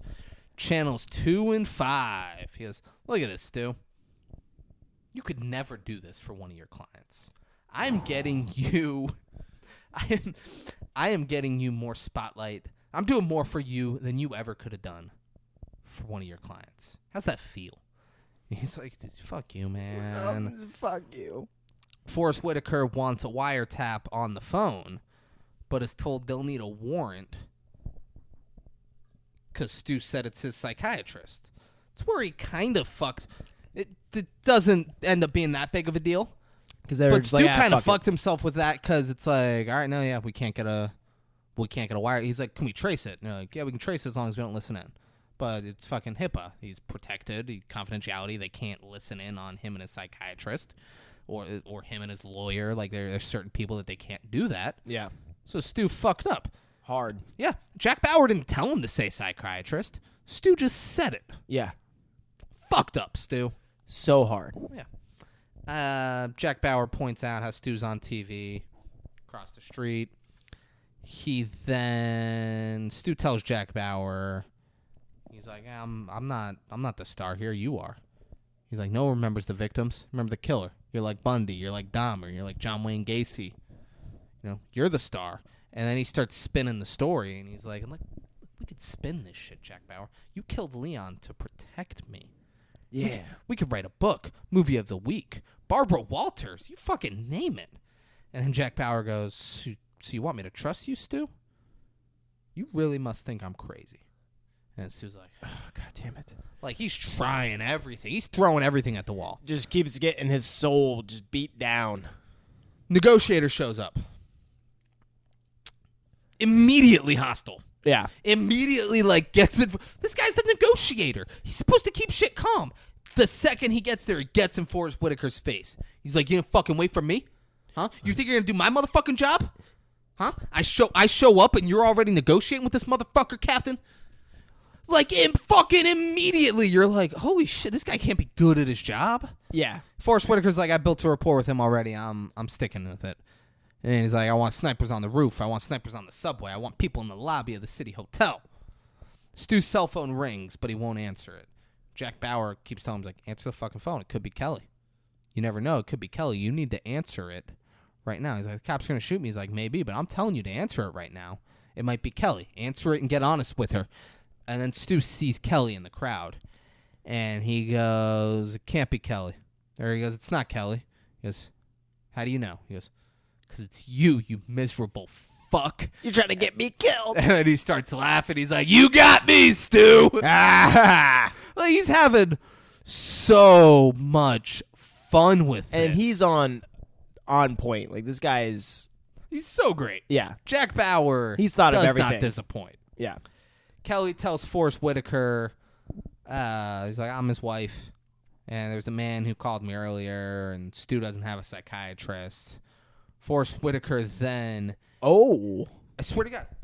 He's like, do you know the name of a psychiatrist? And she's like, he doesn't have a psychiatrist. He's like, are you sure? Wait a minute. He's like, are you sure? He's like, yeah, we've been married for a year. We've been together for 3. I would know if he had a psychiatrist. He goes, and Forrest Whitaker, just his response to that. He doesn't have, you're sure he doesn't have a psychiatrist? She's like, yeah, I'm sure. He goes, I mean, it's always good to talk to a professional. You know, I had some shit pop up with work and it ended up costing me my marriage. I swear to God, guys, I'm not making this shit up. He immediately, he's like, it's always good. You know, like, oh my God, no, I wrote it down. He says so much worse shit. He says, he's so bent up on this he shit. says, I saw a therapist after my divorce and it kept me from picking up a gun and doing something I really would have regretted.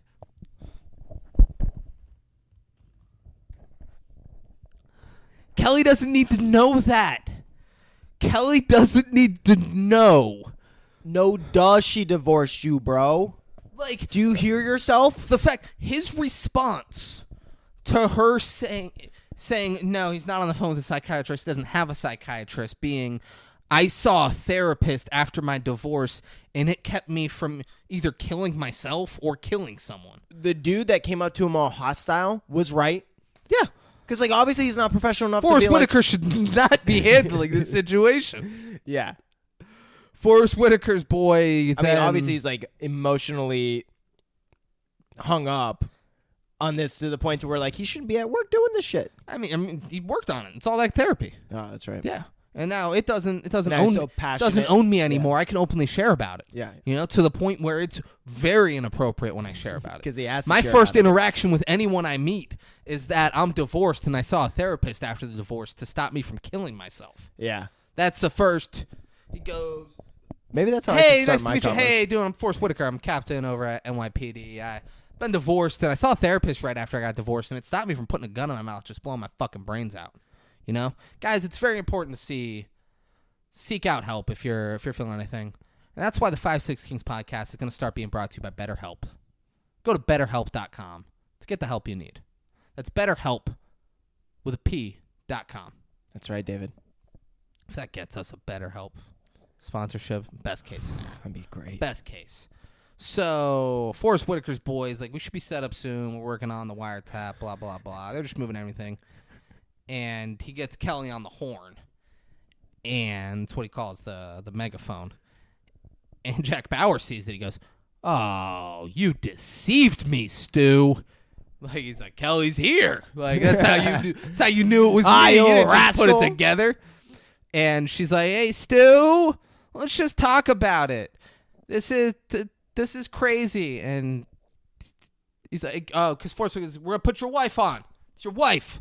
He's like, all right, talk. And she's like, Stu, and he looks out. He's like, she's not my wife. She's some fucked up actress that I wouldn't handle. And she's been stalking me. And Forrest Whitaker's like, you're not making this shit up, right? You're really his wife? Like immediately he's like, oh, fuck. Like, I don't know that she's definitely his wife. You're not making this shit up. She's like, yeah, here's my ID. We have the fucking same last name. Here's a picture of us together. Jesus Christ. I don't I don't know his why wife. he's doing this. Wife. And it just fucking, he's like, he's like, get her out of here. She's a fucking lunatic. You need to get her the fuck out of here. And they get her out of there. Because wife or no wife, it's only escalating the situation, Yeah. so get her out of there. Yeah, and she's probably going to be at risk being there. Forrest Whitaker then says, thank you. I think you really did some good there to Kelly. And the negotiator's like, he's screaming. He's immediately, he's like, think she did some good? I'm sick of this amateur hour bullshit, Forrest Whitaker. Like, this guy's such a liability. He is just escalating everything. Forrest Whitaker then shoves him. Yeah. Like, Get shove, like, outta like he here. gets in his face. Like, when are you going to turn this shit over to me? You motherfucker. You need to turn this fucking investigation over to me. And he's like, I will step down. Hey, so we just had a little bit, and leave that pause in there, Braden. Don't cut this pause out. I won't. All right? Yeah. Had a little technical difficulties there. Yeah. Happens. I was getting fucking into it. I was shoving Braden. I was doing my best, Forrest Whitaker. The Mac was I like, was this is too much, I was bro. playing both roles, but Braden was getting shoved, which was one of the role. I played the shover and the shovee. Yes. But instead of shoving myself, I gave Braden the shove. Yeah. But Forrest Whitaker will not step down. Hey, Derek Jeter, fuck you. Just go fuck yourself. Forrest Whitaker will not step down. He won't consider it. No He's matter, already stepped down he's- once. He's like, no matter how bad this is going, I will not step down, all right? No matter how much I fuck this up, no matter how many other innocent people need to die, I will not step down. Yeah, This is all I got. My wife is gone. I gotta all win. I gotta win I know something. you know about that. I know you know my wife is gone. I tell everybody that. Can I tell you what the This therapist is all did for I me? have. Yeah, he just wants to I almost put a express. gun in my mouth. If I didn't see that therapist, the therapist saved my life. Now you want to take this from me? God, that just sucks because Forrest Whitaker does embody the just like I look like I'm sad, Yeah. but I'm confident enough that I'll carry through. Like he just got that look. I don't think he seems like he'll carry through. I can't believe he didn't kill himself. I'm baffled. I'm like, that is an amazing therapist. Give me their card. Yeah, what did he do? Or she. Okay, Yeah. You fucking sexist pig. I was gonna say Yeah. it's so quick just to God, think male. you're just like, you know? it's got to be a man. It's got to be a man. Yeah. Like, what do you think about God? Like, got to be a man. Doesn't exist. Oh. That's what I think about God. So Kelly's doing news interviews, which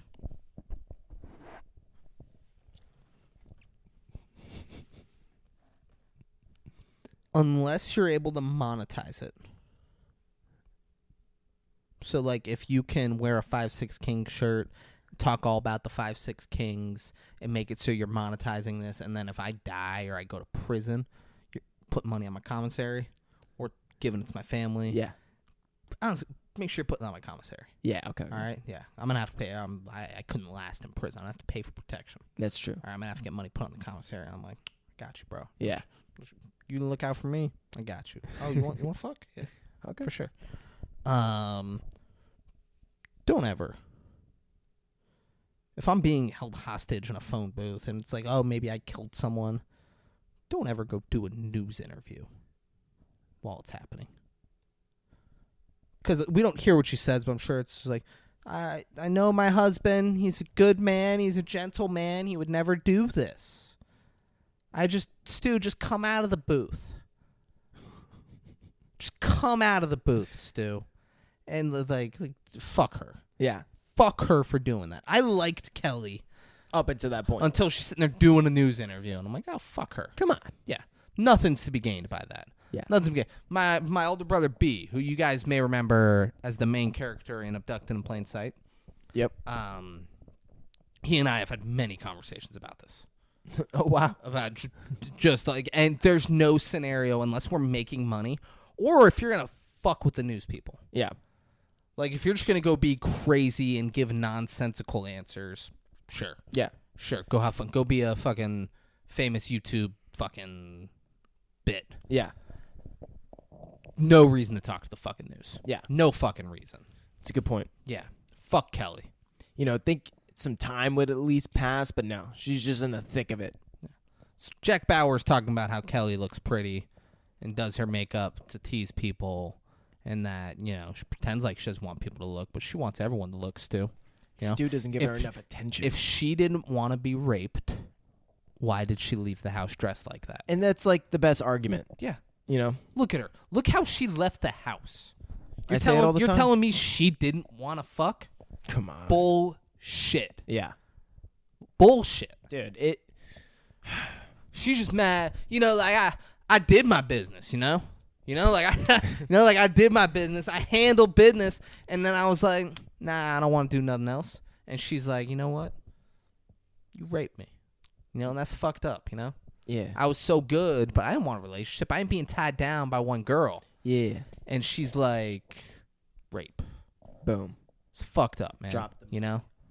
It's Yeah. fucked up, you know? I should be able to not have to leave my house scared that someone's going to accuse me of rape. Do you have any idea how terrifying it is to be a straight white man in today's day and age? It's awful. We easily have it the worst. Yeah, constantly looking over your shoulder. Without a doubt. Who has it harder than us? Right? Like, Who? You got to think twice about what you say. It's fucking bullshit. Yeah. It's fucking, I want to have rights to my body. Like, fuck you, all right? Yeah, get over it. Fuck you.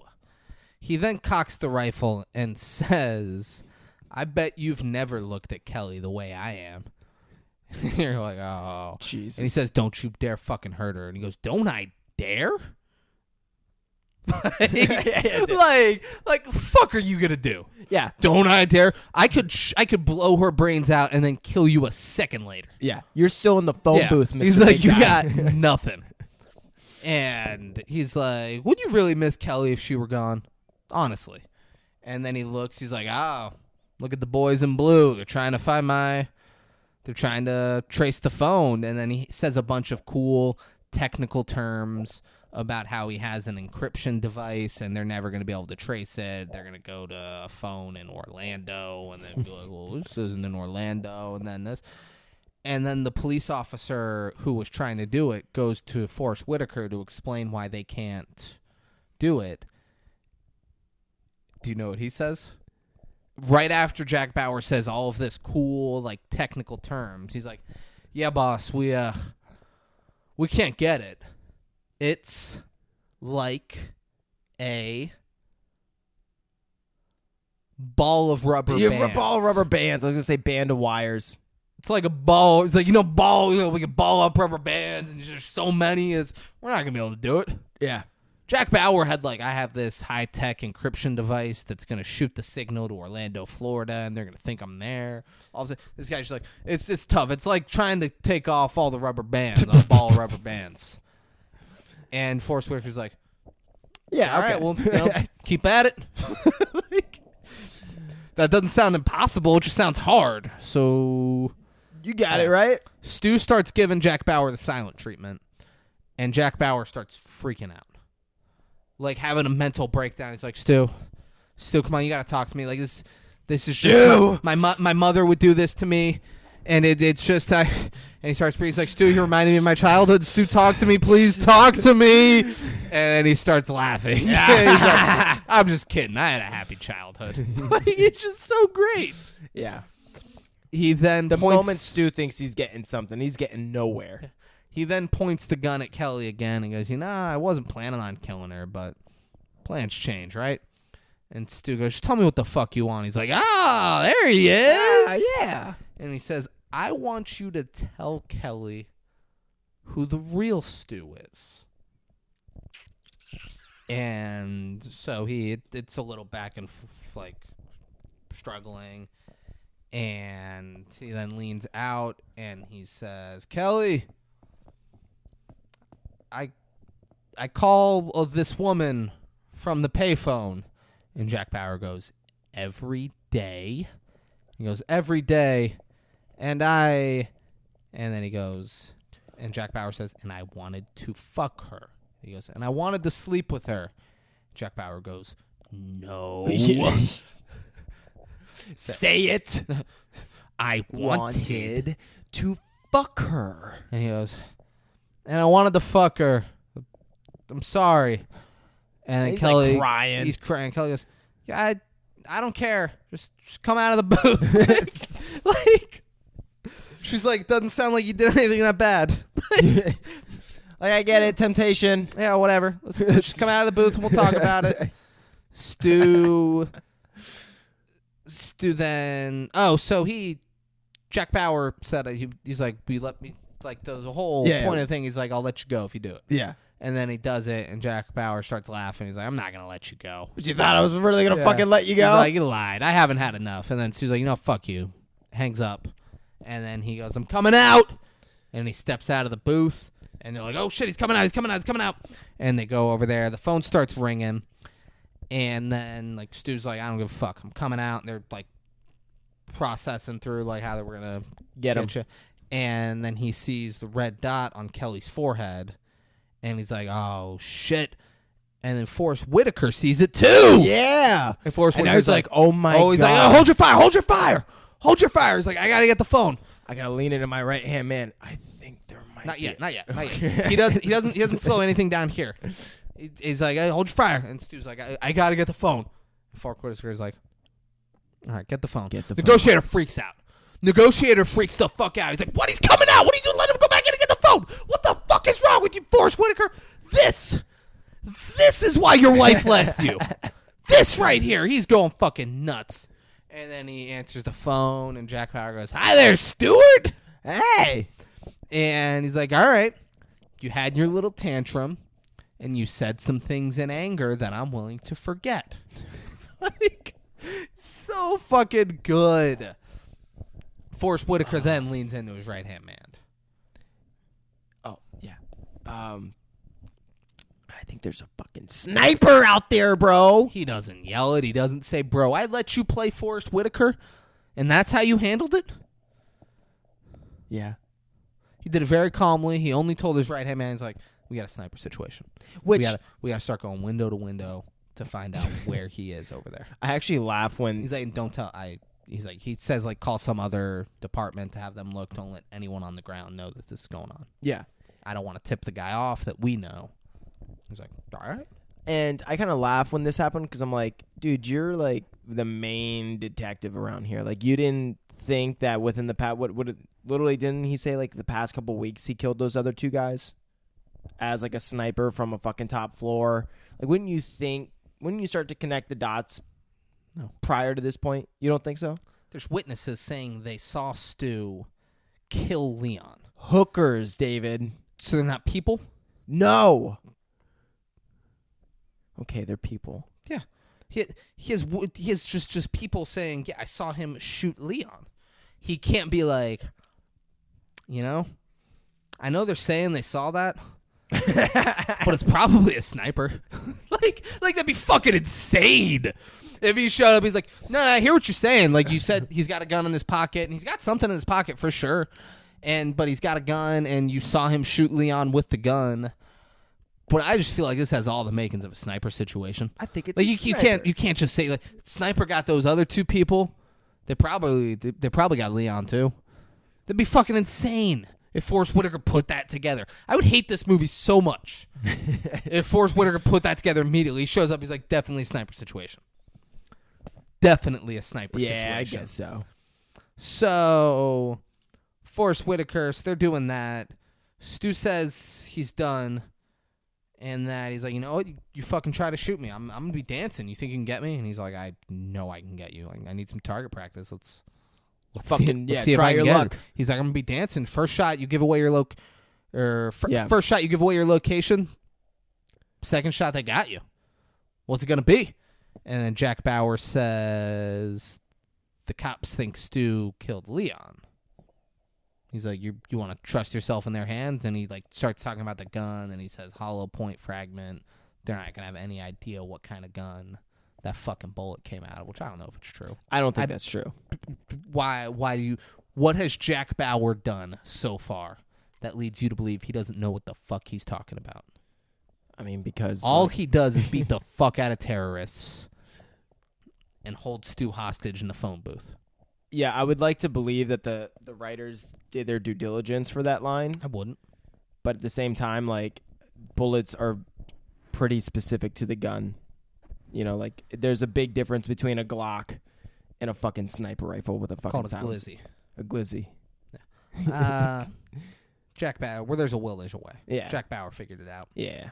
And Jack Bauer tells him, Stu's like, there's no gun. I don't have a gun. And he tells him to look up. Looks up, and there's a fucking gun in the ceiling there. Like, get the fuck out of here. Get the fuck out of here, bro. Jack Bauer tells him where he is. He's like, look above the theater. 4 floors up, the pink curtains. Yeah. He looks up and sees it. He's like, there you go. You know where I am. Yeah. Grab the gun. He's like, you'd kill me if you had the chance, wouldn't you? He goes, with a big fucking smile on my face. He's like, there we go. Yeah. Use that energy. Grab it and shoot me. But he's like, And he- I wouldn't be able to, And though. he no, he doesn't do this yet. He says the cops would kill me before I got a shot Yeah. off. He's like, yeah, you're right. Plus, I'm not really there. You would have just fucking Just- shot some lady. Like, Kelly gets out of the fucking car. Because somehow now she's able to This and allowed is to. like Speed, where It's nonsense. where sometimes. Sandra Bullock is just kind of just wandering the streets during a high stakes money drop where they're gonna kill Dennis Hopper. They're Just letting happens, her yeah. just want, like, it's crazy. Forrest Whitaker made her go in the car. I didn't say that. He made her go in the car. He talked to her. He's like, hey, I think it would be a lot safer if you just stayed in the car for the And rest another of the cop day. probably let her in the car, probably knowing like, hey, she's supposed to be in the car. Yeah. For specific reasons. So she's out. Pam then shows up. Because one would in New York. And of course she would. She saw the news. Yeah, I and so guess. she didn't just happen to show up. Yeah, but you think She saw the news and saw her publicist that she was talking to, she was going to go get drinks with, killed someone in the phone booth that he called you from and is now in a police standoff. You absolutely go down there. Are you fucking kidding me? No, Dude, yeah, but Dude, if you were in this situation, I am absolutely going down there. oh, thank you. Yeah, not to be supportive or anything. I'm watching. Oh, I'm like, this is fucking nuts, dude. Braden recorded. fucking killed a guy, and now he's having to You got it, stand off Braden. with the cops. I tell the cops, I might be like, hey, I can talk him out of it, like, just so I can get up close. And if they're like, why don't you say something to Braden? I'll be like, Braden, it's fucking nuts, dude. Huh? What are you doing, bro? Look at all this shit. This is fucking crazy. You got everything you Killed wanted. that guy? This is nuts. This is fucking wild, man. I mean, it's pretty crazy, but you did good. Yeah, absolutely. Yeah, it's okay. Whatever happens, There you go. we're still boys. What does Jack Bauer say Pam could use when she walks up? Think about it. She's an actress. What could she use? Oh, a headshot. Yeah. She could use a new headshot. Boom. So great. So Oh, great. yeah. And then Stu's like, no. And Jack Bauer starts yelling at him. He's like, grab the gun or I'll fucking shoot her. Reach up there, grab the motherfucking gun. I'm begging you, grab the gun. He's like, no, this is fucking crazy. Jack Bauer. And so Stu reaches up and he touches the gun. Yeah, he's like, I can't pull it I down. can't fucking Can't find get it. And Jack Bauer's like, well, your fingerprints are on the gun. It's like, how did he even see that? What? How did he see him touch it? Yeah. He zoomed in with his fucking rifle telescope. But think about it. He's bro. looking only at that. He set the whole thing up. You think he wouldn't make it so he could see it? There's no way He could see planned it. out. Why not? Because the roof of it and shit, bro. It's in between. It's like, how could you see? You would have to be underneath the roof of the phone booth to be able to see. Jack Bauer bugged the phone booth, put a gun in top of it, and has been spying on someone all day. You don't think he can poke holes in the top of it? I guess. Yeah. I guess. He could just cut the fucking ceiling off of it. Yeah. And then there's the gun up there. but the shot of him touching the For gun. sure he can see it. There's no holes. For sure he can. For sure he did. All right. There's no fucking way he didn't see it. This Jack Bauer, he tells Stu to pick. He's I'm gonna either kill Pam or I'm gonna kill Kelly. And he's like, kill Kelly. Do Like it. Stu doesn't miss a beat. He's like, Yeah. kill Kelly. Pam's younger, she's hotter. Fucking yeah, just kill her. Mine's I made can- up. Yeah, I could start my new life. It's like that dude out in Colorado. He's like, I want to start a new life with a young girl. You know, the young fit girl, and all I got to do is murder my pregnant wife and our 2 daughters, and then I get to have the new life. Easy peasy lemon Who wouldn't squeezy. make that decision? And no, he's like, I don't want to pick. And then he crouches down and gets his ring, puts it on, and gets his phone out while he's down there. So that's the one issue. Jack Bauer can't see him. He's yelling. He's like, stand up like a man. What are you doing down there? It's because he can't see what Stu's doing. Stu, So I guess he can't see everything, huh, David? but he can see in the top. For sure. Because he says he did. He can't see this because he's making it clear that he can't see this. He's just panicking. He's like, stand the fuck up. What are you doing? And he calls Kelly. And they covered their bases here. Yeah. When he calls her, he turns her volume all the way down. Yeah. So Jack Bauer can't hear her. Yeah. He calls her. She runs over to Forrest Whitaker, and he's just talking. He's like, I'm begging for my life. Please. Please don't kill my wife. Please, I'm begging you. Don't do it. I just want to live. I just want my wife to live. So Forrest Whitaker's like, oh, this guy's the man. Jack Bauer makes him stand up and be a man and says people are going to be eating dinner watching him die tonight. Forrest Whitaker asked Kelly about the call she got earlier. And she's like, yeah, it was just some guy, whatever, blah, blah, blah. Forrest Whitaker's Are you like, fucking kidding me? He's like, so he knew about the call already. He waited until now to ask again about it. And he's like, let's trace her number. Let's trace the call from her to find it. And they're like, boss, he's going to use the same encryption key. He's like, hey, we don't have any other leads, so how about we pretend like he's a human and maybe he didn't fucking think out everything, and we can trace it off of here. Because what else we got? Yeah. We got the guys who trace phones just doing nothing. Oh, do you not want to do your job? Yeah, we got the guy over there. He's just like, I can't do it. So let's try another fucking way. All right? Yeah. Is he tired? Oh, is he yeah, tired? yeah. Tell him to try to trace this fucking number, Yeah. man. Earn his fucking paycheck today. Yeah, the guy does. He's like, all right, that's fair. The guy then asks, like, should we clear the streets? Negotiator says yes. Forrest Whitaker says, nah, baby No. girl. He's like, nah, baby girl, I don't want to tip Big Homie off on us knowing anything. So we keep these streets full. Yeah. We keep some full. And don't look up. he does say that. Don't you fucking look up. Don't you dare look up. He tells the negotiator to get sharpshooters looking in the windows and negotiator, like a little bitch, finally fell in line. He says, you got it, Captain. And then goes and gets to work. Yeah. Yeah. Finally, he's like, all right, yeah, no, you're right. I'll be helpful. I won't just scream and get in your face. Oh, that's right. That's Forrest Whitaker.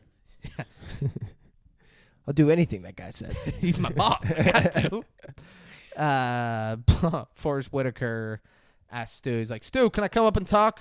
And Jack Bauer goes, oh my God, this guy is so fucking lonely. Just the timing on it is so great. He's like, this fucking guy again. Forrest Whitaker starts talking about how his marriage fell apart and just fucking being We're like, sad. oh my God, I gotta feel bad for this fucking dude again. Yeah, and Jack Bauer's like, tell him to fucking step back. He's getting too close to you. And fucking Stu's like, yeah, step back. And then Forrest Whitaker's subtly telling Stu that he's on his side and that he knows about Jack Bauer. But he's being just real gay about it. Just real subtle. He's like, I don't want you to get shot, because you got a pack of cigarettes. He's like, or a cell phone, like he's, oh my God. He's like, I just don't know. You got something in your pocket, but my biggest fear is that you come out and, you get shot by one of my men, and what's in your pocket this whole time is a little black Bible. No fucking way it's a little black Bible. Like, come on, bro. And he goes, or a cell phone. And Jack Bauer goes, shut the fuck up. And Jack Bauer keeps asking Stu, he's like, dude, come on, just tell me to shoot Forrest Whitaker. I'm fucking begging you. Tell me to shoot this man. And Stu tells Forrest Whitaker that it's like, if I tell you what you want me to know, he's like, come on, I need to know what's going on with you, Stu. And he's like, yeah. And if I told you that, we'd both die. Forrest Whitaker goes, yeah, I know. And hey, I got my best men working on getting your lawyer down here. Kelly gave us the number. And Stu looks kind of confused. He's like, all right, thank you. Yeah. So now it's like, oh, okay, Forrest. Yeah. Fucking plotting, dude. He's like, I don't have a lawyer. I don't know what fucking number Kelly gave. And then he's like, oh, Kelly got a call from fucking Special Agent Jack Bauer earlier. So Jack Bauer tells Stu, he's like, pull the gun down or I'm going to kill Kelly and Pam. He's like, I'm over this shit. He's like, reach up, grab the gun. Kelly and Pam. I've had enough fun. Yeah, we're doing this. Stu's like, the cops will kill me. And he's like, good. That's primetime shit, What baby. do you think? What do you think I'm doing? Yeah, that's some primetime shit right there, baby. Better than anything you ever did for one of your clients. And so Stu reaches for the gun. The cops start to get all nervous. And Forrest Whitaker goes, nothing is hostile until I say it is. And they're like, he's got a gun, man. Come on. Like, this is absolutely hostile.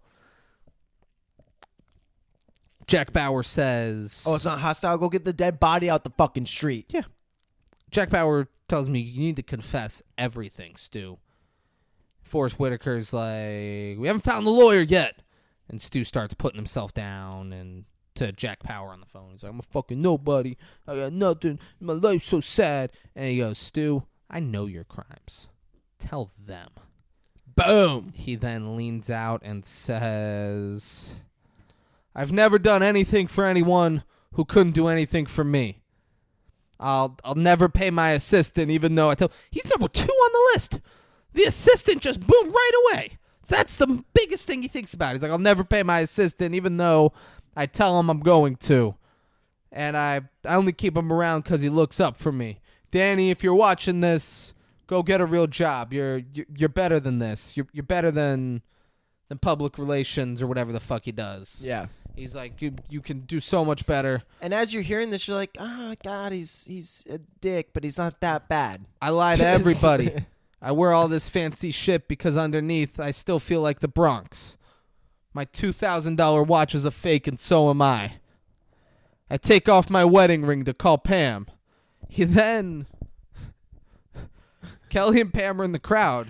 He goes, Kelly, that's Pam. And it's Pam, like, Pam, that's my wife, Kelly. it's like, bro, come on. Like, Pam doesn't need to be dragged into this, dude. Yeah, Like, and it's fucking... like- what are they, both on the fucking front line where they can just easily see each other, too? Like, I don't know, man. Like, He introduces them. Like, so Pam, weird, yeah. so uncomfortable for Pam. Pam needs to get the fuck out of there. Yeah. He goes, I deserve to be alone. Kelly, I've neglected you. I love you so fucking much. And just like this- I take off this ring because it reminds me how I've failed you. Ah. I want to make this work, but at the end of the day, I know it might not be my choice. You deserve better. He's weeping during this whole thing. So you're like, this poor man. I mean, I don't think to that degree. Yeah, maybe not. Poor man. I think. But you, yeah. but you feel bad. And that's No, what for they're sure, for they're sure. trying I'm to, like, man. Stu then gets back in, gets on the phone, and says to Jack Bauer, he goes, "You're not gonna let me go, are you?" And Jack Bauer says, "No." No, silly. Yeah. He goes, "You never were. I know a thing about lies, and I know a thing about liars." And Jack Bauer goes, "So why'd you confess?" He goes, "I didn't do it for you." They trace the phone. They let Forrest Whitaker know. They're like, he's in the hotel right across the street. Not the one hotel, but the one across the street from that hotel. Yeah. And they're like, room 604. Forrest Whitaker yells, "Stu! Your lawyer's coming down now. Right now." Right, motherfucking now. Stu then starts going crazy on the phone. And just gives it telling away. Jack Bauer, you're about to die. The room's closing in on you. They're fucking coming for you, you piece of shit. Do you feel that? Why would Forrest Whitaker tip Stu off, who's on the phone with him? You say nothing to Stu. You want Stu to just hear Just keep Jack going. Bauer get killed on the phone. Yeah. You say fucking nothing. He's like, right now. He's like, oh, they're coming for you. Jack Bauer's like, I don't think they are. And he's like, oh, they are, you motherfucker. They're coming. He's like, well, if that's true, I got to take someone with me. So who's it going to be, Pam or Kelly? And he's like, you know what? You made it clear Kelly's the one you love, so I'll take Kelly with me. And Stu starts freaking out. He grabs the gun and then runs out of the booth, and he's screaming, "Take me! Take me!" It's like brothers. Yeah. At the end, Tobey Maguire just holding the gun, screaming. It's just like that. He's screaming. And like 5 seconds goes by. He would have been shot so And much then faster. he gets shot in the chest, and he goes down. He goes down hard. And you're like, no! Kelly and the cops, they're rushing in. They're freaking out. The other cops, they bust into a room and find the killer dying. And the guy's like, son of a bitch, slit his own throat with a carpenter knife. They're like, shit, come on, keep him alive. I don't want to lose him. We then see Stu, who just has a bruise on his chest. Yeah. And you're like, what the fuck? I thought he got killed. It would have been perfect the moment he got shot if the hooker was still around. Like, Get that motherfucker. Shoot that motherfucker. That would have been great. Yeah. That would have made this movie. And then- This movie would have gotten a fucking 10 from me. And then if they that come back, happened. and he's like, fine. And she's just so disappointed now. She's mad. like, what the fuck y'all doing? Motherfucker, he killed Leon. Shoot that motherfucker. So Kelly, Oh, I just want to Forrest Whitaker says they hit him Maybe with that for Halloween. You want to be her? That might be. There we go. Just You a better hooker- be. Hooker on the street for all that candy. You better be her. Yeah. Motherfucker, I want that candy. He gonna kick your ass. He gonna kick your ass. He gonna kick your ass. And that's Forrest great. Whitaker is like his rubber bullet. And that they got the killer. They got the guy up there. Stu's Yeah. like, oh, fuck yeah. Kelly runs up. Stu says, there's a lot of things we got to talk about. And Kelly immediately just lets him off the fucking hook.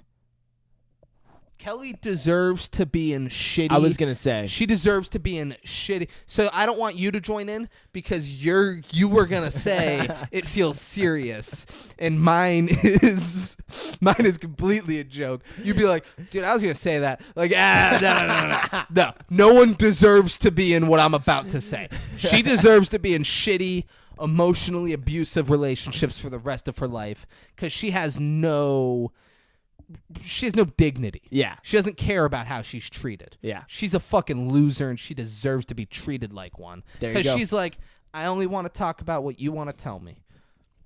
Just like that. And Stu goes, I want to tell you everything, baby. They wheel the dead body to them then fucking immediately. Like, Stu is still like, he is just on the ground with the thing, and then they're wheeling up with a dead body. They moved. First of all, the guy died.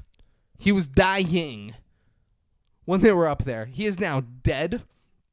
He has been taken out of the hotel, put on a thing, wheeled down to the street, and brought Would to not Stu. happen like that. No way. Stu just got shot. Yeah. He just got shot. It's been less than a minute. They'd be investigating that. And they're wheeling the dead Yeah. body up, and they're like, Stu, is this him? And they show him the face, and he's like, yeah, that's him.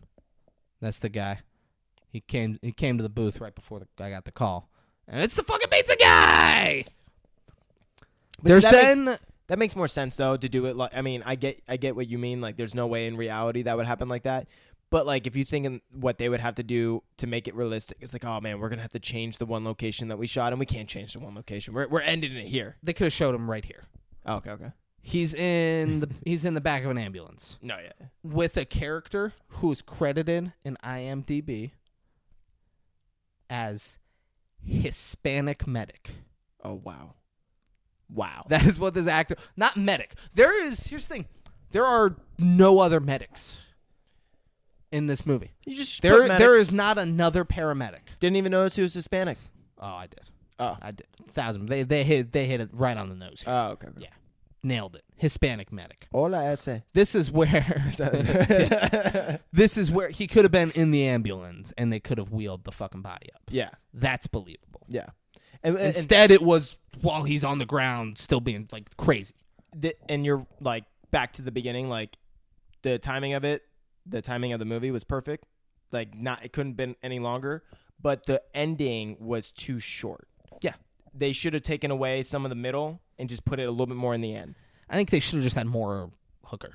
Yeah. That's it. That was the best part of this whole thing. Yeah. This guy shoots Stu full of something, but it's something amazing because he says to Stu, just give it a minute. We'll be driving, and you'll be flying, my friend. And pats him and leaves the thing. Whoa, that sounds amazing. And this is such And if every paramedic doesn't say that when they shoot someone full of fucking morphine or fentanyl or whatever the fuck he hit him with there, now you know. you have to say that. Yeah. Hey, you give it a minute. While the rest of us are driving to the hospital, you're going to be flying, my friend. Enjoy. Enjoy. But this scene is just lazy writing. Oh, for sure. Yeah. Stu is all fucked up, and he's like, I can barely he's looking around, and then Jack fucking Bauer just walks up, compliments his shoes, and he says, "You hung up on me, Stu. I didn't get a chance to say goodbye. You know, I feel bad about the pizza guy, but I just couldn't miss seeing you and Kelly reunited. As if now he's like Prince fucking Charming. I hope your newfound honesty lasts, because if it doesn't, you'll be hearing from me again, Stu." And he walks away. He's carrying a case For his rifle. That looks like a rifle case. like do one thing for me. Huh. Give him like a fucking like a lanyard with like a thing on it. Yeah. He's Make wearing a it- trench coat, dude. How did he get in there? He looks like How is nobody questioning him? he looks like the most suspect person that a suspect could look like. Yeah. He then Stu's all fucked up and he's like, "Help. Somebody help." But he can't. He can't say Yeah. it loud enough. And it starts to just Jack Bauer walks over to the phone booth, and then he says, he doesn't say, we hear, like in his head, "Isn't it funny? You hear a phone ring, and it could be anybody. But a ringing phone has to be answered. Doesn't it?" The end. it's like no. I mean it doesn't. It doesn't have to be answered. I ignore phone calls all the time. It's your piece of shit. Ringing phone has to be answered. Maybe I am a piece of shit. Doesn't it? That's why I'm a piece of shit, Doesn't David. it? Yes. They thought they were going to make like 5 of these movies based off of this ending. Oh, it did. And then 24 took off, and Jack Bauer's like, "No, I'm not doing the Come on, look at the phone booth movies. Yeah. I'm on the biggest TV show in the world right now. I'm bigger than just some voiceovers. Yeah, I'm not just the guy on the other end of the phone call. Yeah. And the first one wasn't very good. Yeah. What are the odds we're gonna have bangers?" But they zoom out, and this fucking crime scene isn't like blocked off anymore. Like this random dude is just walking through all the cops. and there's just people hanging out over there. Yeah, it's fucking ridiculous. Nonsense. And no one, if you inject someone with some type of medication or whatever, You just leave them. you don't leave them. And even before then, you know how long the cops are going to probably be with him? Because his injuries aren't bad. He doesn't have like a bad injury where like, oh, we need to get him this or there that quickly and put him on drugs. No, they're going to question the fuck out of him for like a little bit. Like, hey, how did this start? Like, yes. the fact that he's just alone in this the fact that even his wife isn't maybe by his side. So she is talking to the police. Oh, okay, yeah. That was on. They covered that. Base. They covered that base. She's over there talking to the police. The medic just shooting him full. Hey, you're good, bud. Shooting him full of something that's putting him out Yeah. and just leaving him. Before he's even out or anything. Like, not monitoring Leaving him at him, all. and strangers are just coming to the open ambulance. Yeah, it doesn't close the and, back. and talking to the guy. Fucking insane. Yeah, and all the cops, like, so many people will be like, oh my God, that was the guy. That was the guy. And they don't see this other random dude who's, like, suspiciously just talking to him, you know what I'm saying, from the corner and then, like, walking off all suspicious, like, I don't know, dude. It's just kind of lazy writing at the end. Fucking wild. Yeah. That's why it's not a good movie. Yeah. I probably gave it a little bit too high. I just just to kind of sum it up, for the reason why I feel like I gave it a 6.8 was because I felt like the acting was really well. I felt like some of the writing was You pretty. thought the acting was brilliant. Yes, brilliant. You were like, this is the performance of a Well, lifetime. then you said very well. I was like, okay. Colin very well. Farrell should be given a Lifetime Achievement Yeah, Award yeah. for this role. Yeah. I mean, you saw him in Alexander, but did you see him in Phone Booth? I mean, come on. The best. Pride and Glory. Got nothing on this. Yeah, exactly. But the pacing was well done, and Horrible Bosses. and I wanted to know. Yeah. I wanted to know more about the villain, but in a way, you don't give a shit that much because they do such a good job of making you sucked into what's going on in that point in time. It's like the whole fact that they're shooting it as if it's happening in real time keeps you pretty sucked in. I felt like they did a good job with that. Yeah. I like that we know nothing about Jack Bauer. Yeah. Yeah. And I think they planned on making sequels. Yeah, that And makes then, sense. And then just couldn't because Forrest Whitaker then won an Oscar. And Yeah. Jack Bauer was. Like, fuck, 'cause- we're never going to be able to yeah, make this they again for wouldn't have 13. They wouldn't have had Colin Farrell in the sequels. It would have been Yeah. someone else. Yeah. But they were like, well, fuck. all right, the other people are too big for this now. We're fucked. I feel like when actors have a great return on a movie like this that had a lower budget, even though 13 million is not low, but like, a lower budget for a big box office film that ends up making 5 times what they put in, I feel like helps solidifies a lot of these actors' careers. For sure. You know what I'm saying? Just like, and that I feel like it's kind of hard to come back to a movie like this. For sure. A studio will look at that and be like, oh, man. Oh, we're going to put them in the night. They had a $13 million budget and they made $96 million. If we put them in this thing where we have an $80 million budget, we're going to make $700 million. Yeah. Like that's, they're like, holy shit, like, yeah, let's do this. Mm-hmm. Yeah. Guys, we're going to take a quick break. When we come back, we'll let you know what's going on next week. So stick around. Unless you're Derek Jeter, in which case you should have turned this shit off a long time ago. Long time ago. And we're back. Hey, Derek Jeter. Fuck you. Yeah. So, Phone Booth, very suspenseful. Yeah. You know what movie's even more suspenseful? David. The Nutty Professor. The Nutty Professor. Guys, name a more suspenseful movie than The Nutty Professor. I'll wait. Name one. You fucking can't. You can't. It's as suspenseful as it gets. You never know what Eddie Murphy's going to do. It fucking builds you You up. have no fucking idea. You're on the edge of your seat from frame 1 to the last frame. Nonstop suspense. That's Greatest movie ever. Hands down. I haven't seen the movie we're doing. It's Braden's pick. It's probably suspenseful. I got to imagine. A lot of David, you're lot of gonna love twists. it. Oh, a lot of David. twists. You never seen it? No, I've never seen it. Are you serious? You say that like you picked The Godfather. I'm be like, yeah, I've never seen it. David, I love this movie. I think you're actually going to like it. I doubt it. But say what it is. Let's go. Like, why are we doing this weird thing? We'll see. Guys, we're doing the movie Signs. Signs, another M. Night Shyamalan movie. Once a year, we do M. Night Shyamalan. Brain's like, can we do Signs?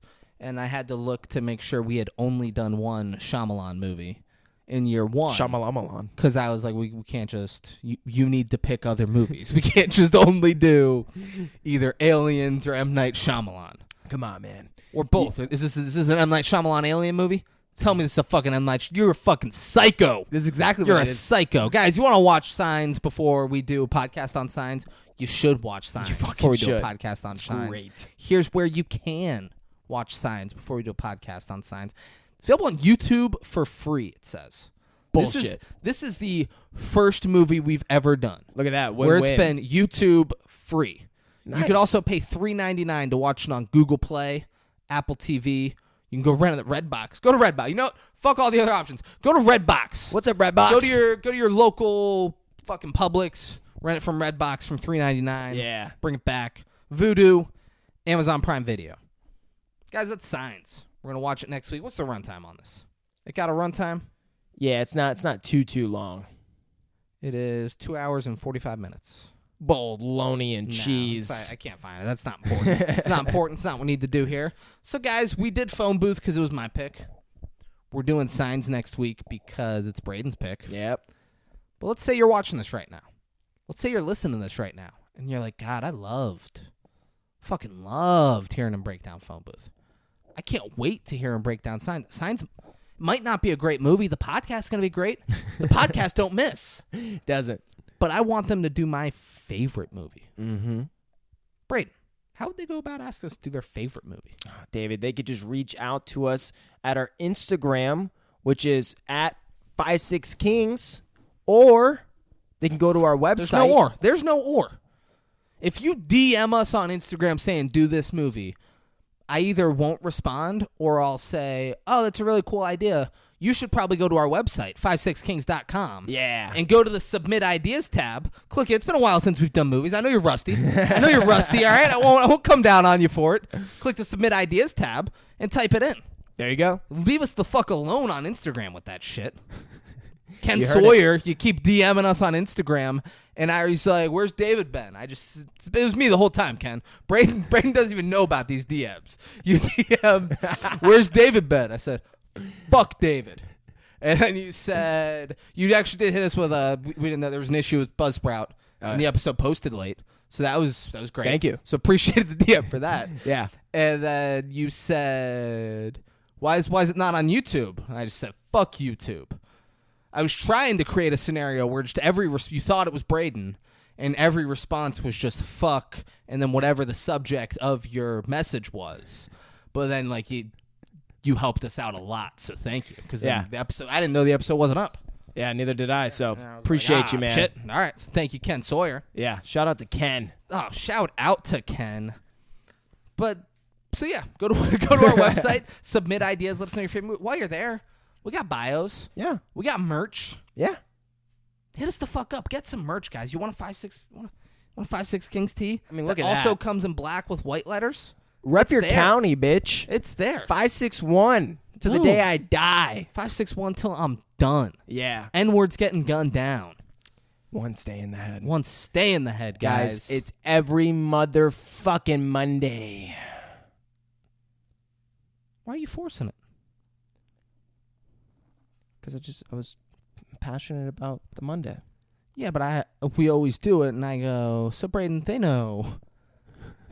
They know where to go to watch or to listen to this. I'm rusty, bro. They know where to go to submit ideas and to reach out to us and to buy merch. That's right. But Braden, when do new episodes of the 5'6" Kings podcast drop every week? Every motherfucking Monday. Hold on. So every motherfucking Monday, like fucking Halloween is a Monday. Yep. Christmas might be Christmas is a Sunday. What if Christmas is a Monday? What if New Year's? Yep. Martin Luther King Day. You got it. Arbor Day. Yep. Flag Day. Yom Kippur. You got it.